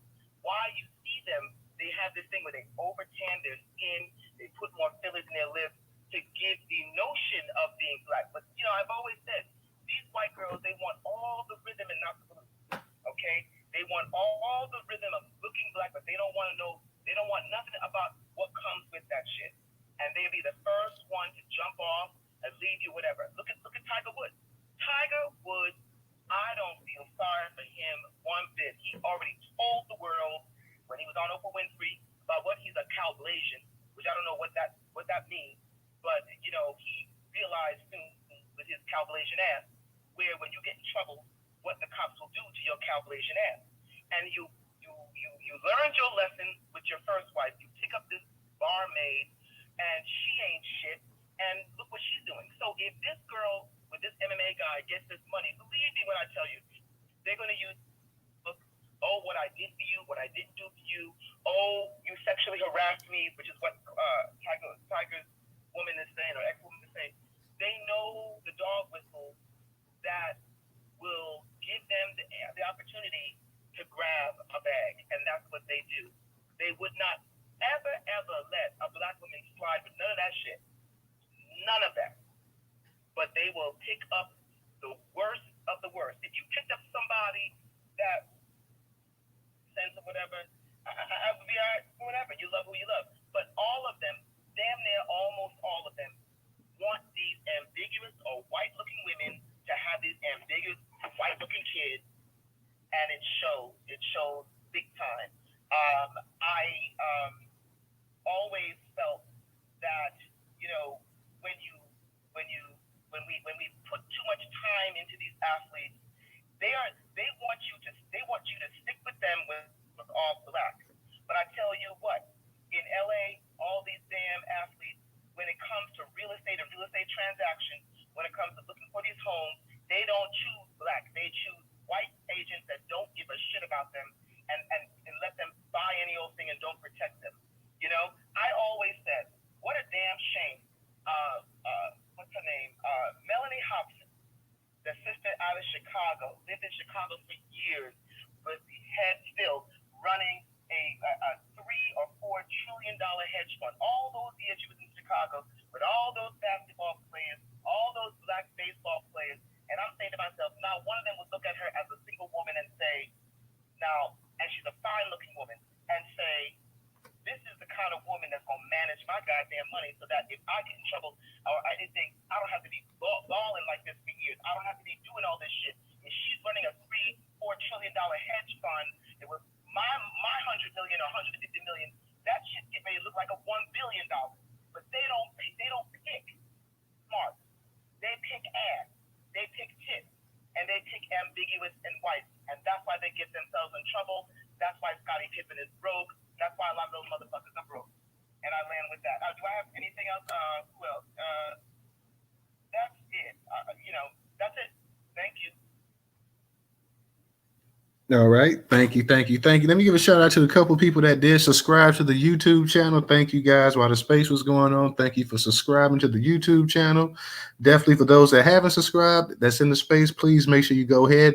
Third to the left is the actual link to the YouTube channel. For those that want to donate on Cash App as well, too. $Newstoter, $Newstoter. We're trying to get a few people up in here to donate at least $1 to the nice program. So once again, that is $Newstoter, $Newstoter. Let me go ahead and go to OG Phoenix, and then we're gonna let Professor and DJ go ahead. Y'all hold it down for me real quick. OG, you got it. Go ahead and unmute your mic. I appreciate that news, Total. Shout out to you and DJ and Professor co-hosting and all. Shout out to the room. Peace, prosperity, reparations to all. Listen, I'm gonna be really short about this because there's people at that graduation at the ceremony, that were just thankful to get their family member, done with it. That phase of their education or that phase of the process, for them, becoming young adults and being young adults. They didn't give a shit about Joe Biden. I know we didn't. We were there. But the thing is, it was an opportunity at the same time. They have somewhat of a historic commencement. And, they won't take it from those kids. They had, journeys that of their own. They had journeys that they were completing at that point. And they just wanted to graduate. And they went through those couple of years with the controversy that went on. Howard being a HBCU to that point, a prominent HBCU, and then having the reports of mismanagement, and then rats running around in the dormitories, stuff like that. I'm not saying every HBCU has to go through that, but it's something that you have to look at, even if you think it's a double standard.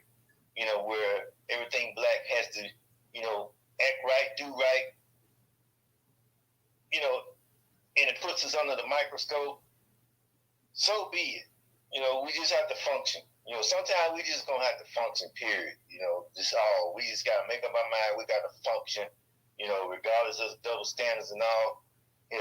Meet and beat the double standards. That's all. Just meet and beat that shit. You don't have to keep dwelling on it. But enough of that.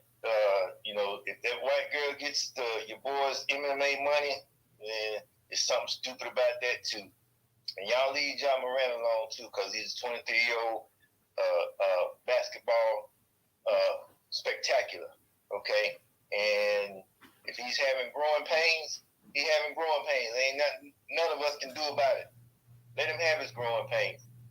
Either he got money to take care of it, or they take something from it and he might think for a minute. We'll leave him alone. I land. Thank you, guys. All right. I just got back. I missed the part. I heard something about growing pains. So sound like you're saying like he got going through growing pains. Maybe I missed that part, but yeah. John Morant, he's growing pains. He's just 23. Yeah, he's a young cat. He's a young cat, man. So like I said, that's why I say I definitely don't want to see the brother wreck his future.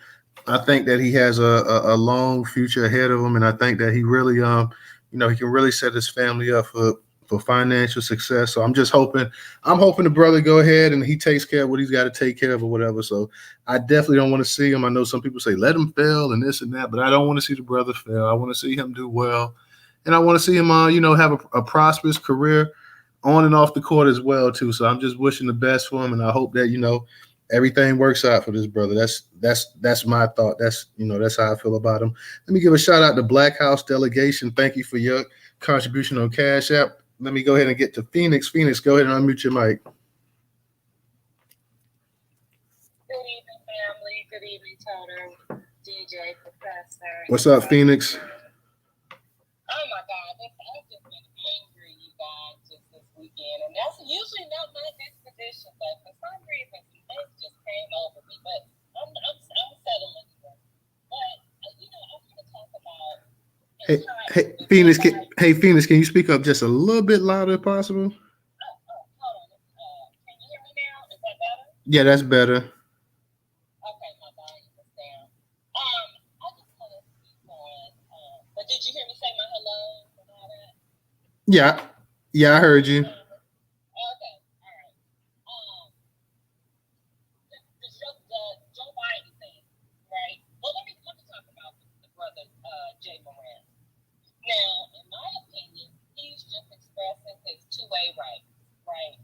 Whether he's having growing pains or not, it is his right to display whatever he wants to display with his sons and, bump the double standard. And he's just being a little rebellious as a young man and flexing his, his muscle, whatever. Now, I understand what you're saying, Newstoter, about his future and his money. And maybe he's saying, you know what? Let me just be and express myself the way I want to. I'm tired of being bound. Maybe he's paving the way for other athletes to express themselves too. I don't know. And to Auntie last night, we don't know what it was. But in my mind, he's expressing his two-way rights. And so he shouldn't be judged for it. But they do. So if he's going to risk it all and risk his future wealth or, risk maybe, being suspended, I just wish that these young men would get on code and risk it all for worthwhile. Let me take out my retainer, you guys. I'm having a hard time talking. That they would risk it all for something like a reparation and standing up for reparation, standing up for the community. Risk it on that. You know what I mean? I just kind of wish that they would be on code in that way. But we rarely hear any of that talk except for God bless Kyrie Irving. So, and I understand that they're young and they're discovering themselves. So I'm going to tie this into Joe Biden because everyone's saying that maybe these young players, they don't have guidance. They haven't been properly. They don't have any elders to guide them. Well, let's turn that back around to Joe Biden because Joe Biden locked up 1 million black men. Do not forget that. A lot of them are probably fathers to a lot of these young guys that are going through all of these growing pains with no guidance. So they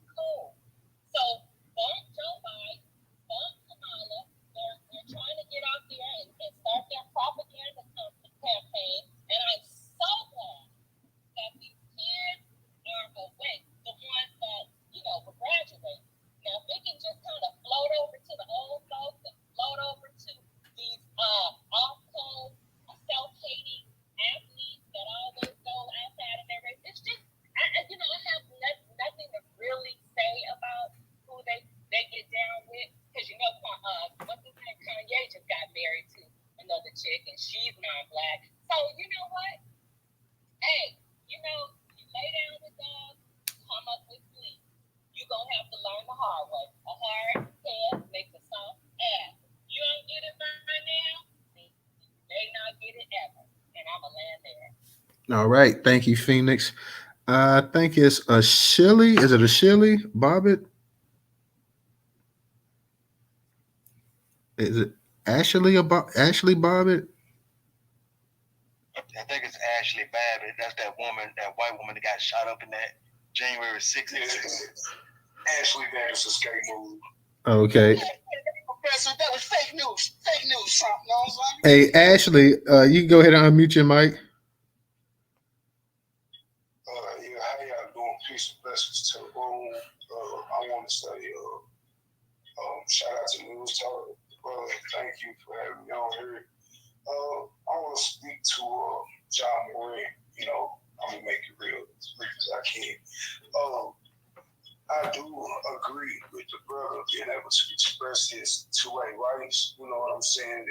As an American gun owner, but you know, in this country, you know, black people, we ain't allowed to do all the things that the average American citizen is afforded to do. You know what I'm saying? So I kind of, in his situation, I kind of fault him for, you know, he knows this. He should be growing up to know this environment and know that, bro, you can't do what them other people do. You know what I'm saying? His pops, you know, because unlike a lot of people in his situation, he got a dad. He has a dad who was there. I think his dad should step up and instead of trying to be his friend, you know, actually be his daddy and let him know, like, hey, son, the way you're moving, it ain't the wisest. You know what I'm saying? It's just, you know, he should step up because, you know, we say we ain't got guys in this and that, but John Morant, he got guys. His guys just ain't stepping up and being a guy to him properly. You know what I'm saying? It's just like too many times, you know, we do get guys who are fortunate enough to be in these situations to where they could be a beacon and a signal to young boys, and they start to fall astray and use what they blessed with for all things. You know what I'm saying? Now, I don't know what he's going through. I'm not one of these guys who try to down him or whatever. I'm just say like he need to take a step back and realize that, you know, he giving these folks fuel to these racist ass talking points. I mean, he may be just practicing his rights as a gun owner, but you know, in today's society, we can't move like it. You know what I'm saying? We ain't afforded to be able to move like it. Point blank period. And I'm gonna let my plane right there. All right, appreciate that, bro. Appreciate that. And I think, man, for the most part, most of us in here, we just, like I say, we don't want to see the brother just lose a golden opportunity. There's so much that he can do for his family and his community. You know, if he's able to just go ahead and just you know, focus and concentrate on what's important or whatever. Like I say, I don't want to see it. And I know the vast majority of, like we said, the vast majority, whether you black or white, the vast majority of people on this earth are not going to see the kind of wealth that he can accumulate in his playing career. And we're talking about a playing career that may only expand, that may be 15 years at tops or something like that. You know, yeah, he may play 20 years. He may only play 12 years and make a couple $100 million. So that's what we're talking about. When the average person's working 35, 40, 50 years out of their life and don't even make $5 million in their lifetime, or $3 million in their lifetime, you know, or $2 million. A lot of people not even going to make $1 million, barely going to make $1 million. And you got somebody that makes that within a couple of weeks. So I just like to see, like I say, I just like to see the brother go ahead and, you know, just go ahead and just focus on his craft, get better. And if you want to do stuff for your community and whatnot, man, and your family, you know, we all for it or whatever. Or if it's something, if you're talking about taking a real stand for black people in this country, nobody whatsoever within the black community, I think, is gonna fault you or anything like that as well. But you know, you do have to be careful because the old saying applies: "When in Rome," and this is Rome. Make no mistake about it. You're in Rome. You're in unfriendly confines. You behind enemy lines. It's just the way it is. You know, we none of us made this world. Go ahead. Unfortunately, man, we can't, you know, like I was saying, we can't always do as the Romans, though. You know what I'm saying? Like, you know, they got this comparison what's the difference between John Morant and these politicians out here doing the same thing? And me, I'm from Tennessee. I'm in Tennessee. I'm in Nashville. So I see it all the time. But like I said, we not afforded those same liberties as everybody else. No, we're not. And like I said, I just want to see the brother just go ahead and I just want to see the brother go ahead and get his more than anything. I like to see black people get theirs. I love to see black men get theirs or whatever too. So go ahead, brother, get yours and do for you and yours and whatnot. And just stay on it. I don't want to see it derail. Like I said, I've seen many careers and stuff like that. I can remember being a little boy in elementary school and hearing the name Len Bias and just really getting into basketball, understanding basketball and stuff like that. And, seeing people saying, well, Len Bias got drafted by the Boston Celtics on the night that he got drafted. Len Bias ended up overdosing off of cocaine and stuff. And you're like, what? We've seen all kind of tragedies and stuff involved with sports figures and entertainers and everything else like that. I just like to see. I don't want to wake up one day and read the paper that something happened to this young man. Go ahead and get yours, man. Like I say, he has a chance of being in the top 1%. Hell, the top 0.1% of wealthy people in this world. Go ahead, use your money to better your family and future generations of people in your family, and use it also to benefit the people in your community as well, to build things in your community, build townships, build businesses, build nonprofits, build centers and everything else to help people in your community, man. If that's what you feel you can do, it's your money. We can't tell you what to do, but if you're looking to go ahead and do something, positive, go ahead and do that, man. Don't worry about all the What's that? What you said is one of the exact reasons why they're attempting to run a smear campaign on him at every chance they get, because they see his potential and the potential that he could have, and the potential come break down, and they definitely afraid of it. You know what I'm saying? So they got to make him look like the biggest thug and the gangster.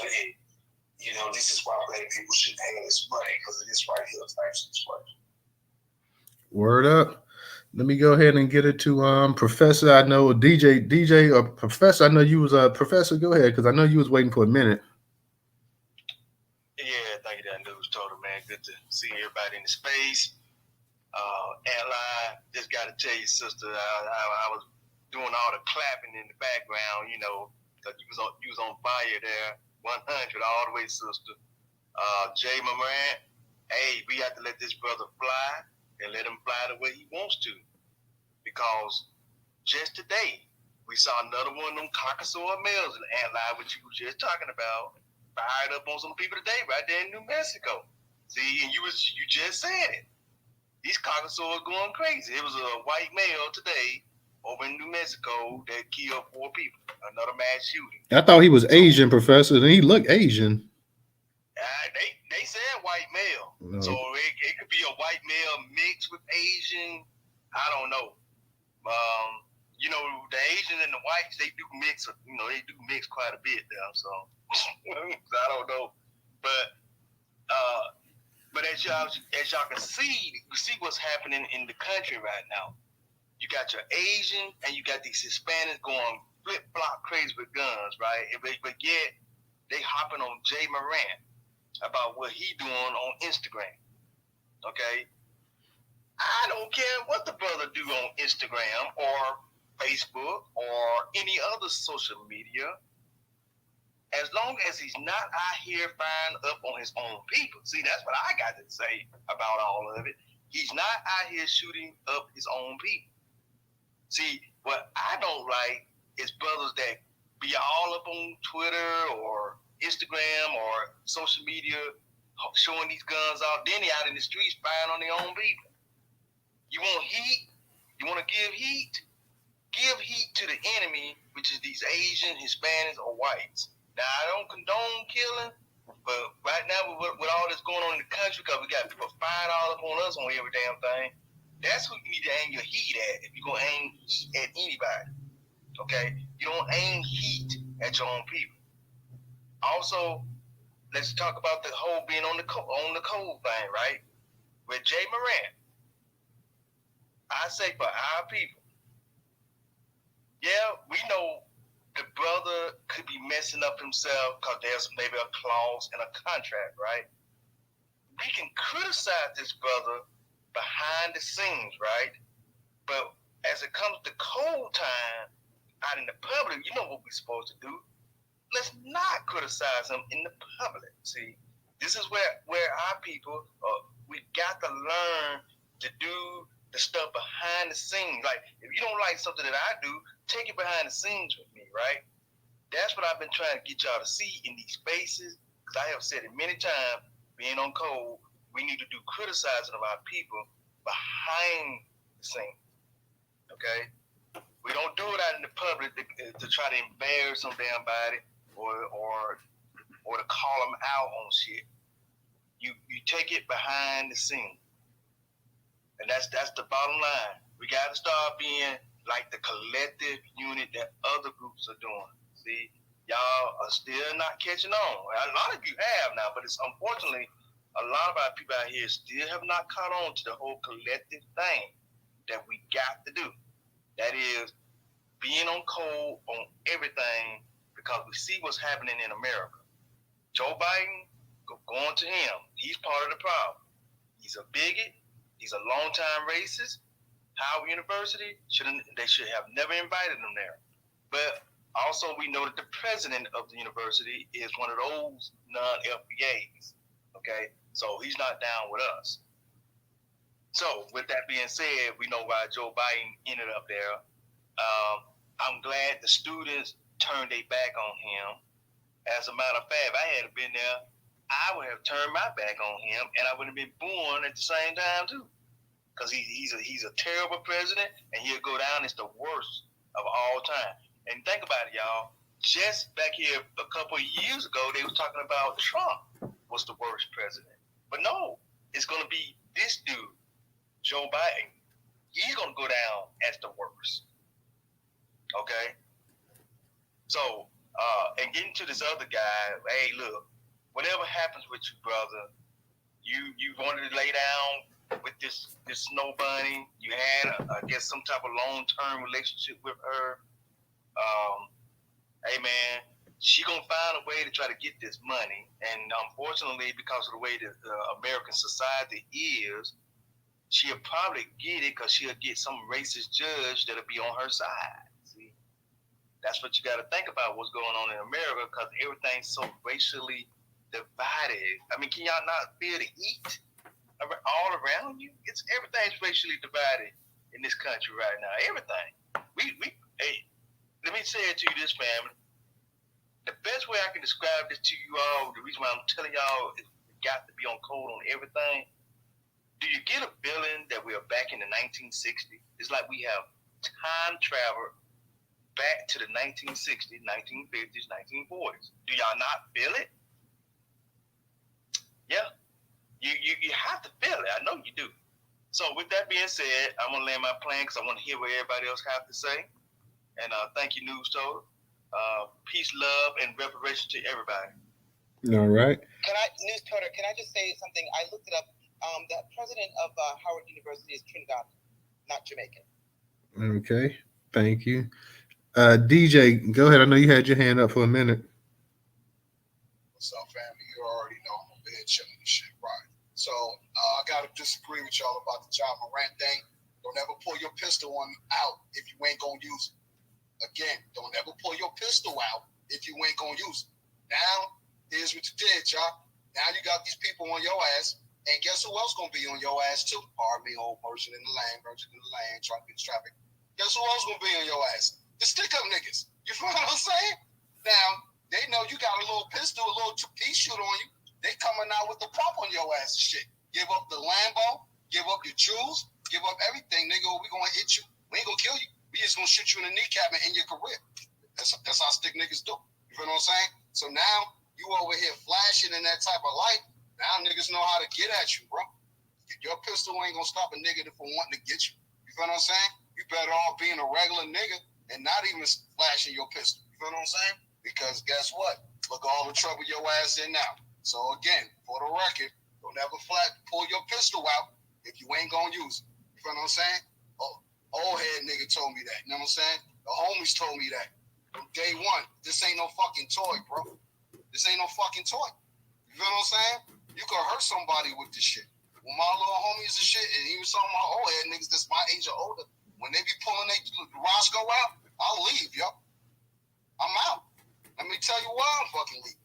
Not because I don't even care that you got your gun out. That shit don't matter to me. But when niggas in their zone and you drunk and you sauced and all this other shit, that's when somebody about to die. Perfect example. Gaddafi from the Outlaws group, Tupac group Outlaws. He got shot because niggas was in the crib playing around with a pistol, bro. And even though the man that shot him, that's damn near his, they best friends. You know what I'm saying? A war almost started on our block because of that shit, yo.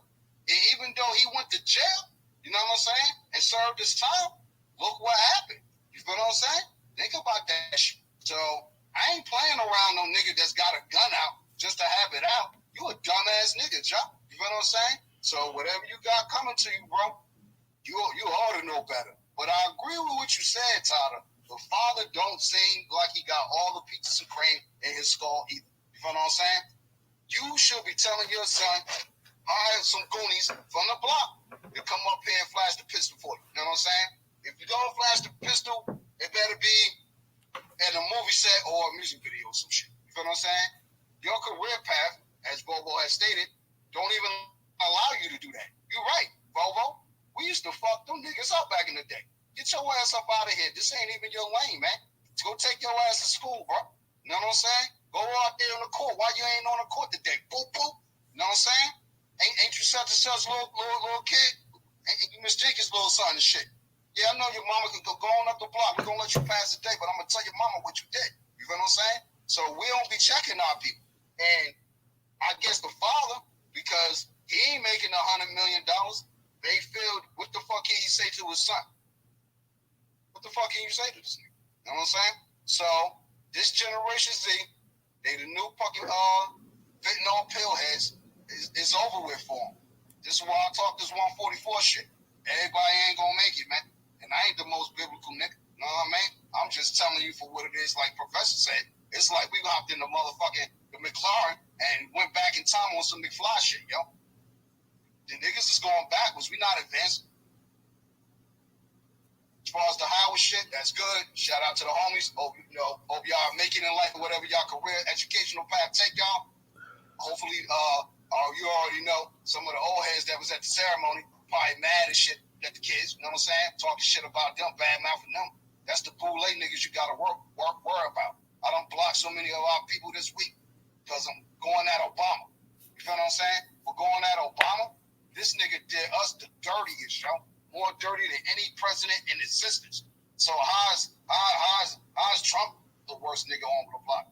So when Trump asked Biden during the presidential debate, the candidacy debate, who put the kids in cages, Joe? Who put them there? So why are y'all blaming me for separating families? Joe Biden looking at him, the motherfucker could barely talk.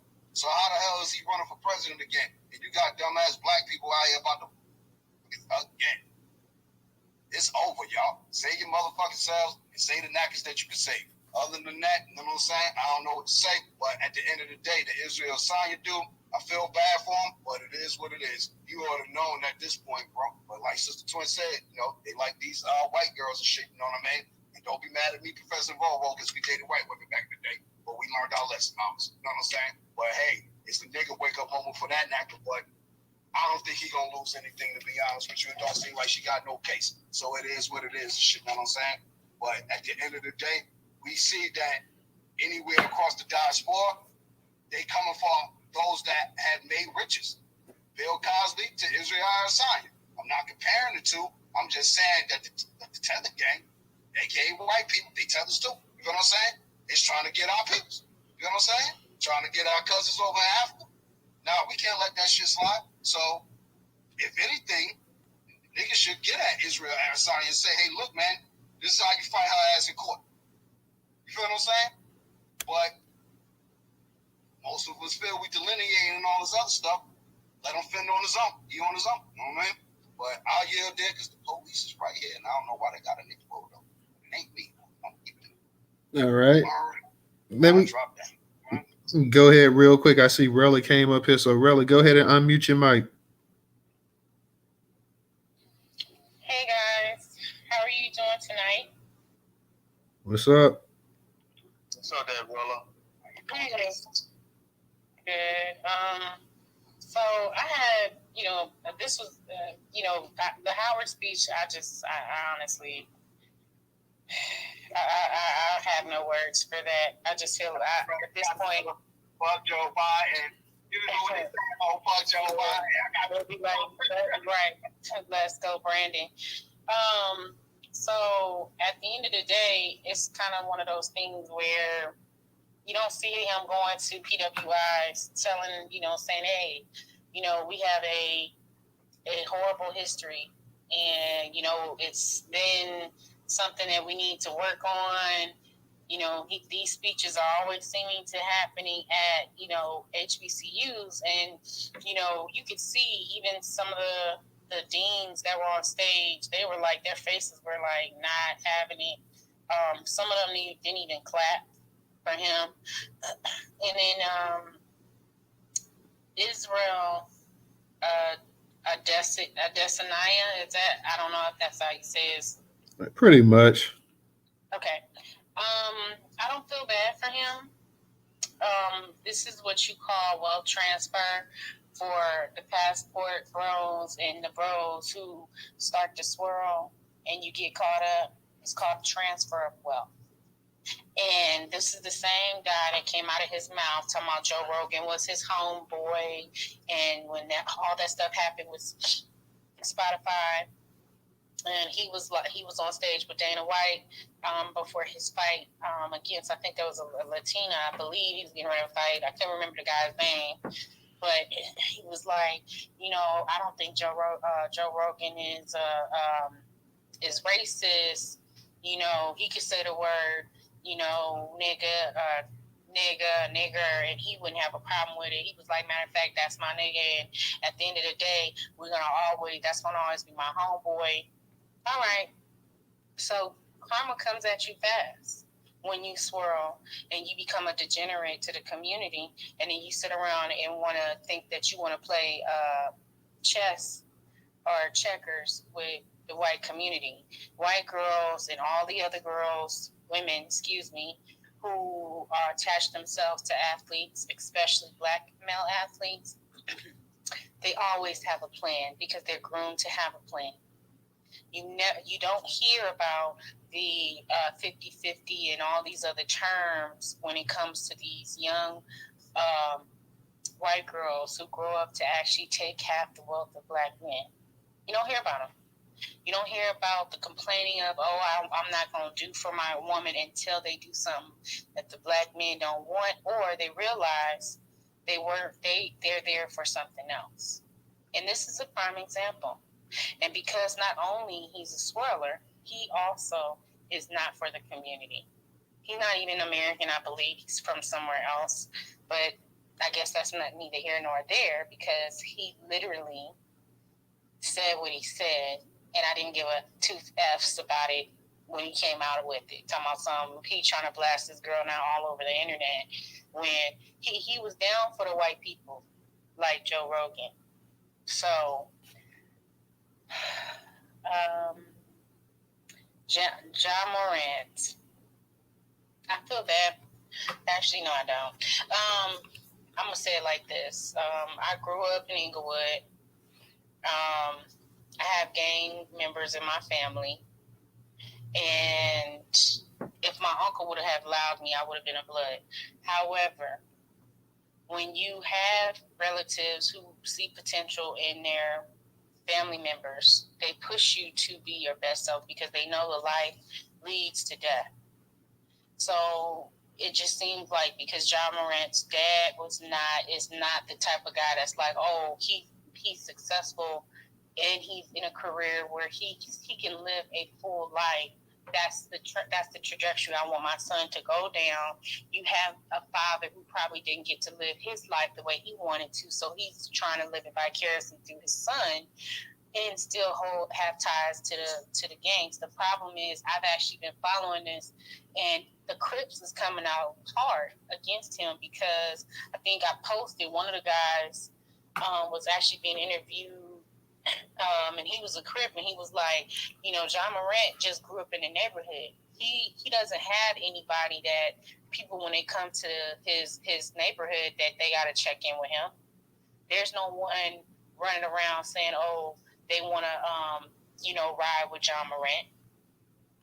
And people think the gang life is just like this most glorified thing because you see people with bands on them, with Glocks on them, or with pistols on them, or they're in the neighborhood. That's not a life. Those kids, them young boys, are not living long, longevity lives. And the crazy part is, I wish they would be more organized with what they're doing, because when you look at other gang affiliated people from other groups, they are infiltrating governments. They're infiltrating places where they're actually moving their community and getting shit for their community. So if you ask me, I'm not condoning it, but I'm not against it either, because I feel like there's a place for people who know how to move around in that life. But if you're moving around in that life sloppy, like DJ said, then you just ignorant. You ignorant, and you're not going to live long. When you think about all the OGs that came up through that, they came up, and not all of them lived, but they lived a long life. But they was moving stuff. They were moving around. The goal was never to just be around holding pistols, pulling out pistols, and shooting each other like little kids who have never been around guns before. Matter of fact, that's not even what the gangs were actually formed for. So, I mean, I feel like it's a whole conversation with that. But John Morant this is his second time being caught. His homeboy tried to, conceal the fact that he had the gun in his hand by dropping the phone. That didn't work. And the internet lasts forever. People got freezing screenshots of him, and now look, he been suspended from the Grizzly games. And I'm pretty sure if this was the conditions of the last time that he got caught on video, that he had to sign something that stated that he was in I'm pretty sure he was under what is it called? What's that? Probation or something. But I'm saying I think they put him on some sort of probation when he got caught the first time. So if you're telling me now this is the second time and you didn't even did he even pass his probation period? So if that's the case, then more than likely he's going to be out. And now what? Now what happens to your life, the life that you were trying to build for, your family? And this is the crazy part. The dude that was the Crip that was being interviewed, he was like, I ain't never seen John Morant coming in the neighborhood doing stuff for the kids and, giving out stuff for the community. And he brought up Draymond Green, because apparently Draymond Green is affiliated too, some kind of way. And he was like, but Draymond Green is in the neighborhood. So it's going to be like the writing is on the wall for him. The only thing, people need to just get prepared. Just get prepared, and that's all I can say. I'm not wishing nothing on him, but he's writing his own story. Only he can change the trajectory or get away from that life if he wants to. He has the money to. That's the crazy part. Let me stop, and I land my plane. All right, thank you, Rella. It's called conduct policy clause. That's what it is. It's the same thing as the NFL. Conduct policy. They have that in all professional sports. They have a conduct, morality, whatever you want to call it, clause in there. Let me go ahead real quick and get to Aunt Lai. Aunt Lai, go ahead and unmute your mic. How y'all doing? Hey, real quick, Aunt Lai, because these are going to be our final three speakers for the night. Going to be Aunt Lai, Re-Raw, and Original. So go ahead, Aunt Lai. Peace, Black Power, and Reparations. I want to say I disrespectfully agree with what DJ said, because Now, again, I don't even know who this guy is, but from what I'm understanding, when you in the hood, you got hood codes. So if I'm in, I'm from the street, so I know about the gun. If he an L7, these rules and regulations, they don't even understand that. From my understanding, again, I don't know him. He wasn't even raised in the street, so he don't know about the street code. Or when I'm a gangster for real, so I understand that you ain't gonna pull out no gun unless you're gonna use it. So those rules don't apply to him. So what I'm saying is, as a young person who, we can say he's not that bright, we can say all of that. I don't think the street life or the street code that we apply to the street applies to somebody who's not of the street, because obviously you don't know the basic rules. You know what I mean? Like, never get high, your whole supply. These new kids is crazy. We're living and seeing the result of what happens to the crack babies. People always wonder, and they say, oh, crack really doesn't affect them. We're starting to see that it does. So I don't think those rules apply to him. The issue that I have with what people are saying that he's doing, and again, I don't know him, so I'm just speaking off of the fact that I really thought, I'm like, I saw my husband like, dang, who killed like, what NBA player making all this money went out here and killed somebody? He like, what? He thought I was crazy. My thing is, the way people are blowing it up, and as a black person who is suing an entire branch of government in federal court because these people don't want to follow the rules, the fact that they say in the contract is laughable. They don't give a fuck about contracts. They could care less about contracts. They don't even care about the Constitution that they came to quote on everything. But when it comes to what a nigga doing, they want to quote what a contract say, oh, you can't do this and you got to do that. These people don't care about their own contract that they sign. They don't care about the Constitution. They use that Constitution paper to wipe their butt. But when it comes to what a nigga doing, they want to make sure you can't do this, you can't do that. Because I remember when fine-ass Allen Iverson, they act like they dog Allen Iverson. And I'm like, well, what did Allen Iverson do? The way they was talking about him and his braids, to the point where the whole NBA changed the dress code just because he hip hop and he from the street. They always try to stigmatize and try to say that black people are such a negative, and this whole try to control how black people are because their brand and their whatever. I think is a crock of bullcrap, because at the end of the day, we don't know if it was a real gun in the first place. That's number one, because if he's smart and he's listening to me, I would go buy me a lighter with a gun thing and say, this is what I had, and they would have to prove otherwise. Go get the gun and fingerprint it and get the picture and tell me the gun that I had. Again, evidence, they need to prove the evidence that you want to find me guilty of something. Because I'm not saying it wasn't a gun, but it could have been a water gun. They so quick to try to put on us these rules and regulations and the clause and they don't care about none of that. They don't follow none of these rules and regulations. An entire branch of government, they don't care. So I'm going to respectfully disagree with you, DJ, aggressively disagree with you, because those rules don't apply if you're not about that life. And from what my understanding, he an L7.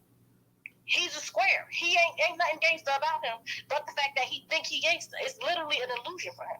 But I feel as though as black people, we are so quick, and we have to be very, very careful. And I'm a firm believer in this. And the only time I really don't like putting black people down in public spaces, just because they black. The only person I would really get that smoke to is Candace Owens, because she ain't black. But I really don't like talking about black people when they do something, because when white people be doing stuff, they be out here giving them millions of dollars or whatever. But black people so quick to talk about a black person, I just feel like I'm trying to figure out what this man do. How many bodies he got? I'm not saying what he did was okay. I'm not saying it wasn't immature. I'm not saying he should be making better decisions and stuff like that. I'm saying the fact that everybody is acting like this man really got bodies on him, when black people literally had to raise holy hell because that white man killed that black man on a train and that he wasn't even brought up on charge. What about the Constitution? What about the fact that he killed? What about the fact, man, and we have for him to get arrested? Well, guess what? He didn't. I just feel like they psychological warfare with these people, and we just have to be very, very careful when we see how they're dogging a black person, because, like, really, what did he do? Again, he was immature, childish, and all that. At the end of the day, he black. We're going to stick by him. He's young and dumb, full of cum. We're going to stick by him, pray that he do better. You know what I mean? Pray the ancestors watch over him. But they really, I remember how they did Allen Iverson. And it's just like, I'm trying to think of what Allen Iverson did that bad. They don't to change rules and all this. So I'm just like, I'll land my plane. Yeah, the real quick about the Allen Iverson thing though, but they never threatened to suspend Allen Iverson over his braids. They changed the actual dress code because they was talking about that the way NBA players dress, it wasn't professional. They wanted more of them to dress like Michael Jordan and some of the other guys that wore suits all the time. Whether right or wrong, nobody set up there and say, you know what, we're gonna say really quick. Hold on, real quick, Rerod. Real quick. Hey, real quick, Rerod. Hey, Rerod, can you hear me? Can you hear me, Rerod? Hey, Rerod, can you hear me? Real quick, they didn't suspend Allen Iverson over braids, Aunt Lie. So we just have to say that what's his name has been suspended once before, and they're talking about suspending him again. So that's the only difference in that. So let me just put that out there. Rerod, can you hear me, Rerod? Hold on, Aunt Lie, hold on. Hey, Rerod, can you hear me? Matrix, bro. Oh, can you hear me? We can hear you. Can you hear us? Can you guys hear me? No, I must can't hear you. I can hear you, DJ. I was just trying to see. In the Matrix, drop her phone because she got a janky phone. I don't have no janky. Hey, real quick, let me go ahead. Say something real quick, not too long. And in Phoenix, sweetie, like I say, these were gonna be the last couple of speakers here. So let me see if Rerod's gonna come back up. But real quick in 50 seconds. Okay, I'm not saying that they suspended him. I'm just saying the league, literally, white people, when they don't like the rules of the game, they changed it. The fact that they did all of that and it was this cloud over him as if he did something wrong when he literally just wore his hair and his clothes the way he grew up. Like, they just made it to the point where they had to change a whole policy. But it wasn't just because of Allen Iverson. It was a whole bunch of other players as well too that they were saying that the way they was dressing and stuff like that. It wasn't an Allen Iverson rule, Aunt Lie. No, I get that, but I'm just saying that's the player I remember from back in the day. But what I'm saying, somebody said, I'm not sure who said it, but she was saying that Biden and all the people in Congress put the rules and regulations in place, took the fathers out of the home, and they were the product of that. So then they create a problem and then they're gonna create a solution. They get mad at us for being us. And that's what I'm saying. Like, you mad when they wear baggy clothes, you had the fathers in the home, that was an issue. You can't have this ain't Burger King, you can't have it your way. They're really mad and just trying to just have us yes master, no master, any way they possibly can. If you want to pay ball for us, N-word, this is what you got to do. Okay, we're gonna have to we got to get to the other speakers. Oh, thank you. Let me go ahead and get the Rerod. Rerod, can you hear me now? Yes, I can hear you. Can you hear me? I can hear you. Go ahead. Okay, I don't know if you guys heard anything that I said, so I'm just gonna start from the beginning. I just feel like if we're going to push the needle forward in any way, shape, or form, it's gonna take change. And when a black person comes out and does something that maybe the white people don't like, we are not supposed to be the ones who are like, "Hey, you wrong with that." Let me finish, please. What I'm saying is, we have to push the needle. We just keep saying, "Yes, master. Yes, master." Okay, we're gonna bow for this. We ain't gonna bow for that. We're gonna accept these rules for this, but we ain't gonna accept them for that. We all over the place. And change is uncomfortable. And I think that some of us need to get uncomfortable. If we want this shit to change, if we want it to be different, we're gonna have to change some shit. And now Okay, thank you. I'll say this right here.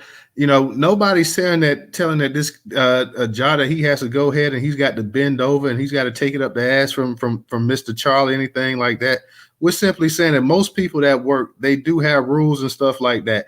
I think it was, I don't have an issue with the dude having a gun or whatever, but we've already seen that he's been suspended once before. Nobody in this space wants to see this kid or this man, I shouldn't call him a kid, but this man lose a potential to go ahead and have generational wealth at the tip of his fingertips, which he has right now.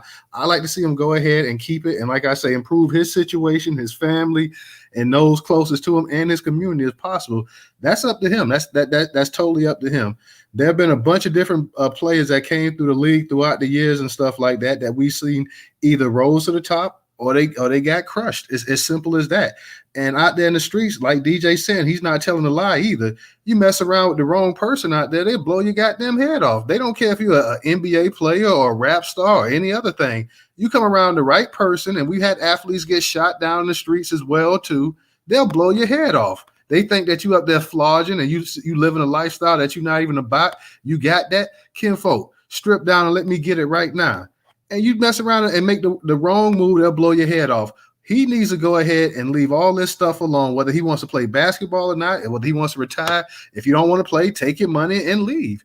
But go ahead, man. You got the money at the fingertips. Like I say, the average black man will never see the kind of wealth that you got. The average white man will never see what you got. You got something that you can go ahead and straighten out the next 10 generations of your family. If you don't go out there and blow this money or get your head blown off. Go ahead and decide what you want to do. You want to live. If you want to live, you can go and live by your own rules. If you say, hey, I'm going to do whatever I want to do, fine. Go ahead and do what you want to do. At the same time, don't come back 10 years later with a sob story talking about how you got blackballed and this and that or whatever. Say what you want to about Colin Kaepernick. He may still be trying to play in the NFL, but Colin Kaepernick ain't sitting up here and he ain't up here crying and whining about how he was done wrong. He sits up here like a man and he takes it. He made a stand about something he felt was important. And damn, if he don't still want to play, he's still willing to try it and this and that. But he's not up here giving anybody to wrap around about begging to come back in the NFL. It's going to be by his own rules if he does come back in there. So that's up to Ja. If Ja wants to go ahead, I don't think it's a black man in this space right here that doesn't want to see this young man reach his full potential and impact positively the lives of black people in this community. That everybody wants to see it. Black men in this space, black women in this space, or whatever. It's not about us saying, well, hey, you're sitting up here and you're kissing white ass or this or that. The matter of fact, we know that the NBA is run by white folks. The NBA, the owners, all of them are white. The commissioner's white. The sponsors are white. Everything is white. That's up to him. If he wants to go ahead and say, hey, you know what, NBA, I'm tired of, he can sit up here tomorrow and say, you know what, I quit. I'm going to go ahead and you know what, I'm going to go to the big three. I'm going to go to Ice Cube League and I don't have to take this shit. And then I can be on Instagram and I can be whatever I want to do, doing whatever I want to do. That's one thing that if these brothers, if they so pro-black and they want to do it like that, Ice Cube is giving them an opening where they can go ahead. You don't have to be like the old retired basketball players and say, you know what, my career is over and my earning potential is over. Go in your prime right now. If you really want to show everybody what time it is, go in your absolute prime while you're one of the best basketball players in the world. Go to the big three and go give them some real leverage and go give them some real marketability. Go ahead and have a superstar in his prime, go to a black-owned league and go ahead and help launch that league and see if we can get other black folks to go over there as well, too. If you really about it, everybody talk about the Negro leagues. Well, the Negro leagues are gone, but you can form your own Negro leagues today. It may not be called a Negro leagues. It could be the big three. It could be the big five. It could be the whatever. But go ahead and take it. If you don't want to work with these people and you don't want to go by their rules, by all means, get off the grid. Live out there in the wilderness. Go and do what you want to do. That's up to you. But at the same time, if you're gonna play their games, they're gonna sit here and they're gonna give you rules and stuff like that. You can tell Nike to go to hell, tell Gatorade to go to hell, shove the endorsements, tell them, look, I don't need your endorsements, I don't need your money. I'm my own man. I'm not listening. I ain't buck broken. I'm gonna do it exactly how I want to do. They'll rip up the contract and say, okay, well, we got a mutual ending right here. Tell the NBA, I quit, I retire. I'm not gonna take this anymore, and go ahead and do it. Nobody's stopping Ja whatsoever. Only thing we see is that this guy has a chance to really go ahead and straighten himself out, his family out, and everything else. He can do that. But if he says that's too much, it's too much pressure, I don't like being under a microscope. Hey, by all means, bro, go ahead. You're a grown man. You got freedom in this country. Do what you want to do. It's up to you. You got it, Original. Yeah, Newstoter, let me say this. Because I guess I'm looking at this differently, Newstoter, because I tell you, see, I just found out that my brother's grandson, he's gifted in basketball, but he's not doing well in school. And they're not pushing him to really do well in school. So when I see these, athletes out here doing all this foolishness, I just can't feel sorry for them. They don't want to apply. The only thing they want to apply themselves with, for the most part, is whatever sport that they are playing. And I'm like, I am so tired of seeing this. And so, and like even the people in my family, they don't like having a conversation with me because they know I'm going to push education. Now, if you're gonna let this child sit up here and be dumb as hell, then that's on y'all. Because I've already tried to reach some of them. They said I was into the black stuff. I left it alone. And this guy, regardless, at the beginning and ending of every day, this is a grown man. And he out here, I don't care if he's in his 20s or what, he is a grown man and should know damn bad as to what he's doing. If he haven't figured this out by now, he's not going to figure it out. And when I heard some of you talk about how his father conduct himself, I'm like, wait a minute, this is this hereditary or what? I mean, this is insane. And so, I mean, for me, I know I may not be on the good foot with some of y'all, but I just can't bend over backwards and wish him well, because he's doing this himself. And just like the people in my family that I know who are gifted in sports, but their parents or their grandparents don't want to push them to become academically inclined as well. So my position is like, hey, hell, I tried. Y'all didn't want to do anything. So, okay, look, my hands are washed of this. Go ahead and do whatever it is you're going to do, and whatever happens, happens. Because at this point, you can only continue this stuff if these people are willing to support themselves. And apparently, a lot of them are not. So I'll land with that. Hey, real quick, let me give a shout out to Deluxe for his contribution on Cash App. Let me just say this real quick, original. And I get what you're saying about, the people that some of the athletes who may not have the particular brains or whatever to make it or whatever. But here's the thing, though. This brother, he did go to college for a year. It was, they call it one and done, because by the NBA, you used to come straight out of high school. Now you have to you at least have to be out of high school for a year. So he's one and done. He went to college for a year. He came in, and by all accounts, he's doing great and stuff like that. He's had some of these issues or whatever. I personally don't want to see this brother. I don't want to read about something one day, pick up the paper or be on. I guess we don't have a paper like we used to, or be online and see something tragic happen to the young man. I don't want to see that. I want to see him go ahead and reach his full potential and do great and do well, and and bless his family and his loved ones and his community as much as possible. I don't want to see him fall off. I don't want to see nothing bad happen to this dude, because I've seen it enough. I've read it enough. Not only the major stars that we know, but everybody knows local stars, local people that you grew up with that look like they was going to be headed for superstardom, or at least headed to college or whatever, fell off, got on drugs, ran with the wrong people, got knocked off, this or that or whatever. So I don't want to see that personally. And I get what you're saying, like some of the ones that you're stressing education. Well, here's the thing. People go to school to better themselves so they can get better paying jobs and knowledge and this and that. He's at that level. He's already surpassed that. He's done what he had to do. He's at that level where he's got the wealth that a PhD person will never see in their lifetime. He's got it. It's right there. It's in his hands. It's up to him. And I don't want to see him throw it away. I don't want to see him mess it up. Okay, but Newstoter, he went to college for a year.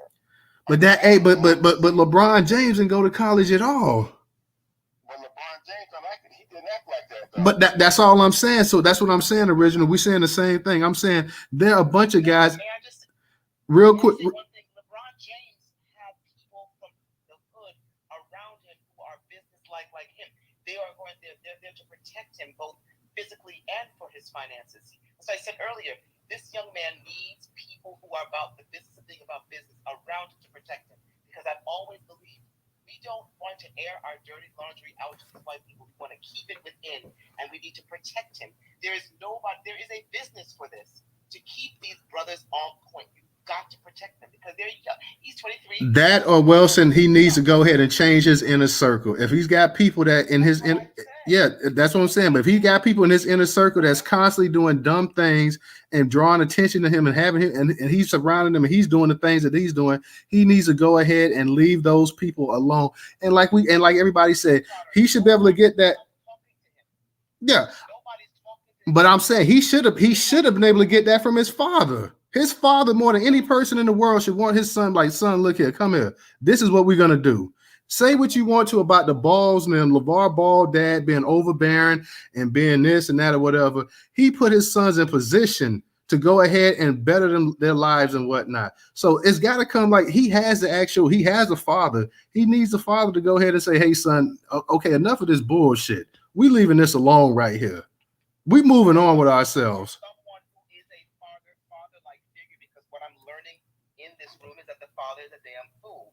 So I mean, he needs someone, and I wish what would be fantastic is if there would be an athlete development company from these athletes that have retired who know what comes after these guys. Sometimes these girls set you up. Look at that guy that from ESPN, that white woman, the one who was going to do the NFL, the Super Bowl. It was a setup. So a lot of this, and you're right, and I said it too, people around you, they're just hangers on. And so, there's got to be an entity to protect these young guys, because they are somewhat naive. And what DJ said was, I never even thought about it. It was so spot on.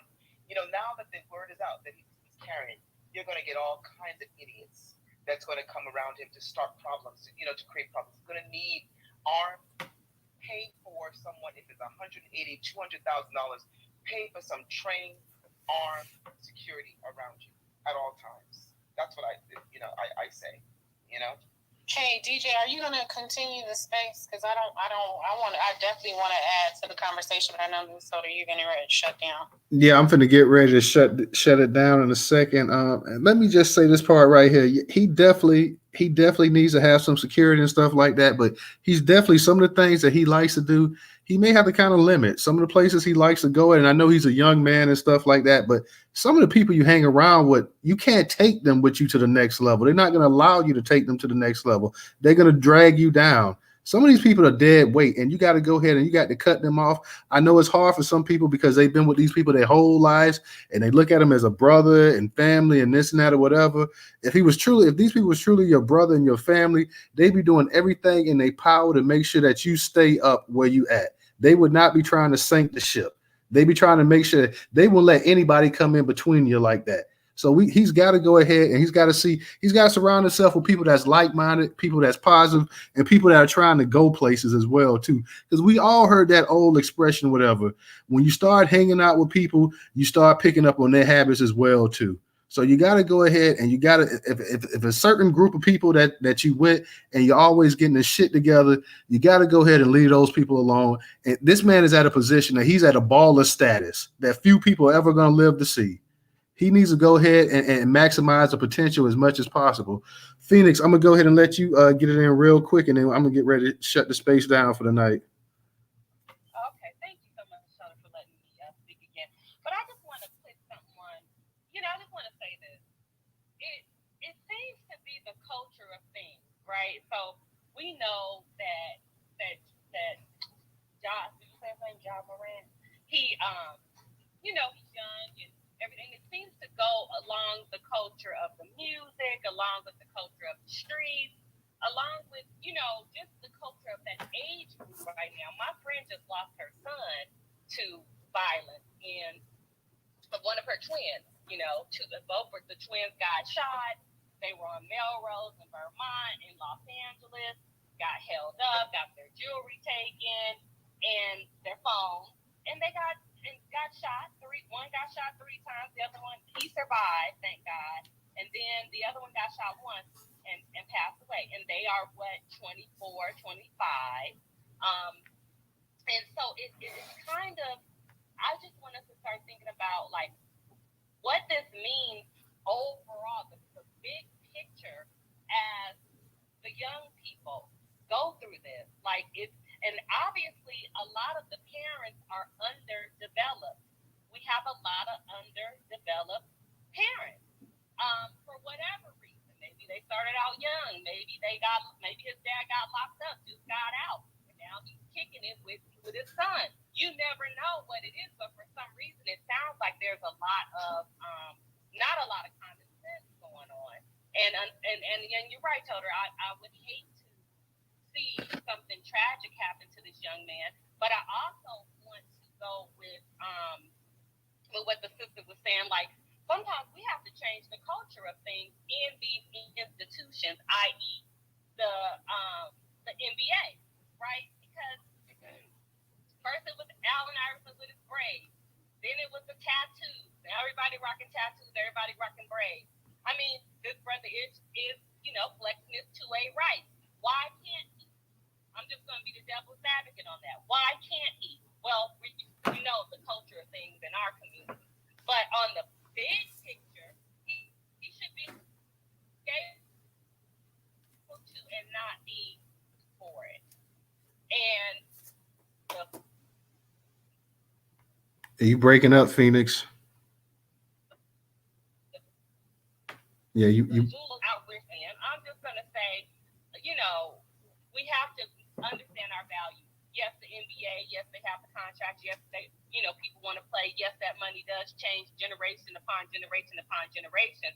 However, we are the NBA. We are the NFL. Without us, it would not exist. So we have to know what our value is, and we're not going to be strapped down. Yes, there's rules and regulations to every job, of course, but we have to also approach it as knowing our value and knowing our stakeholder and being a stakeholder in it all. Yes, no, you can't be acting like a gangster, but like I said, a lot of times we got underdeveloped parents, and yes, the elders in this game should come and take hold of these young men if the family lets them. So I just want to land it. We got issues right now, y'all, and we got a lot of work to do. And I'm gonna land. All right. Thank you, Phoenix. Matter of fact, DJ, he does have a space y'all planned tonight. Looks like it's around 10:50. So I'm gonna go ahead and close this one out because he's got a space coming up as well too. So y'all make sure y'all check that out. This was a good space tonight, Professor. You want to say something? I see DJ drop now. You want to say something real quick before we close it out? Yeah, Total. Just to say what Phoenix, Sister Phoenix just said. Yeah, we do have a lot of issues that we have to address, and let's talk about some of those issues over in the next space. We're gonna take it over there to part 2, everybody. Part 2, DJ space, WPI. Come on over, Total. Good night to you, brother. All right. We're gonna go ahead and get ready to close this thing out for the night. Like I say, DJ does had a part 2 of it going on as well too. So everybody, make sure y'all come through for this one here as well. So peace to everybody, the speakers, the co-hosts, and everybody who came to the space tonight. Y'all make sure y'all check out the part 2. It should be starting around by 10:50. DJ, you got it scheduled? Yeah, 10:50 or whatever. No, I'm gonna just start it right now, but I just put it at that, just to fix my phone real quick, which I already did. The space kicked me out. So just real quick, I know you're trying to go. So again, don't pull your strap out on me if you ain't gonna use it. I don't care if you a gangster, regular nigga, blue collar, go to school, gangster thug, the grocery bagging nigga at the store. You pull your strap out of me and don't use it right there, I'm coming back with the biggest gun you ever saw in your life. You know what I'm saying? You for real, yo. You know what I'm saying? It's not a toy. You know what I'm saying? So, Ja Morant, what you doing? And then the other thing is we fail to realize online is that what do we learn with the Black Panthers at this the Supreme Court stats over in California? That's changed the gun laws in this country because them brothers came out with some straps. The American government didn't even know these brothers were strapped like that. You know what I'm saying? You just gave away your hand. Now I know how to get you. You know what I'm saying? Nigga don't know you no karate crazy. He think he coming to rob your ass and shit, and you hit him with the boop pop, boop pop, boop pop. He like, oh shit, I robbed the wrong woman and shit today. Damn, you know what I'm saying? But if you was showing your shit online, not doing it professionally for money, you know what I'm saying? Now I know how to get you. You know, you got that brand too? I'm coming for you. You know what I'm saying? Straight up. That's the life. White, black, these are criminals. You know what I'm saying? That we talking about. Not no regular ass joke. You know what I'm saying? We talking about some criminals. So that's why Ray be saying criminals ain't gonna steal. What they talking about all this 2A and gotta get a license and all this other shit. They ain't stopping the criminals from getting a fucking license. They ain't even carry one. You know what I'm saying? Keep it real, yo. But go ahead though. Yeah, that's what's up, y'all. So we'll see you guys Monday night. I was about to say Monday. Hey, get in the Jumbotron 2, top left hand side. Check out that Ja Morant dunk. on my Instagram. You already know. Next space. Yeah. So I'm about to say check us out Monday night, but check us out tomorrow night, Tuesday night. We'll be back, everybody. So 8 p.m. Eastern Standard Time as always. Peace to everybody. Y'all have a good night. We'll see you tomorrow. Peace.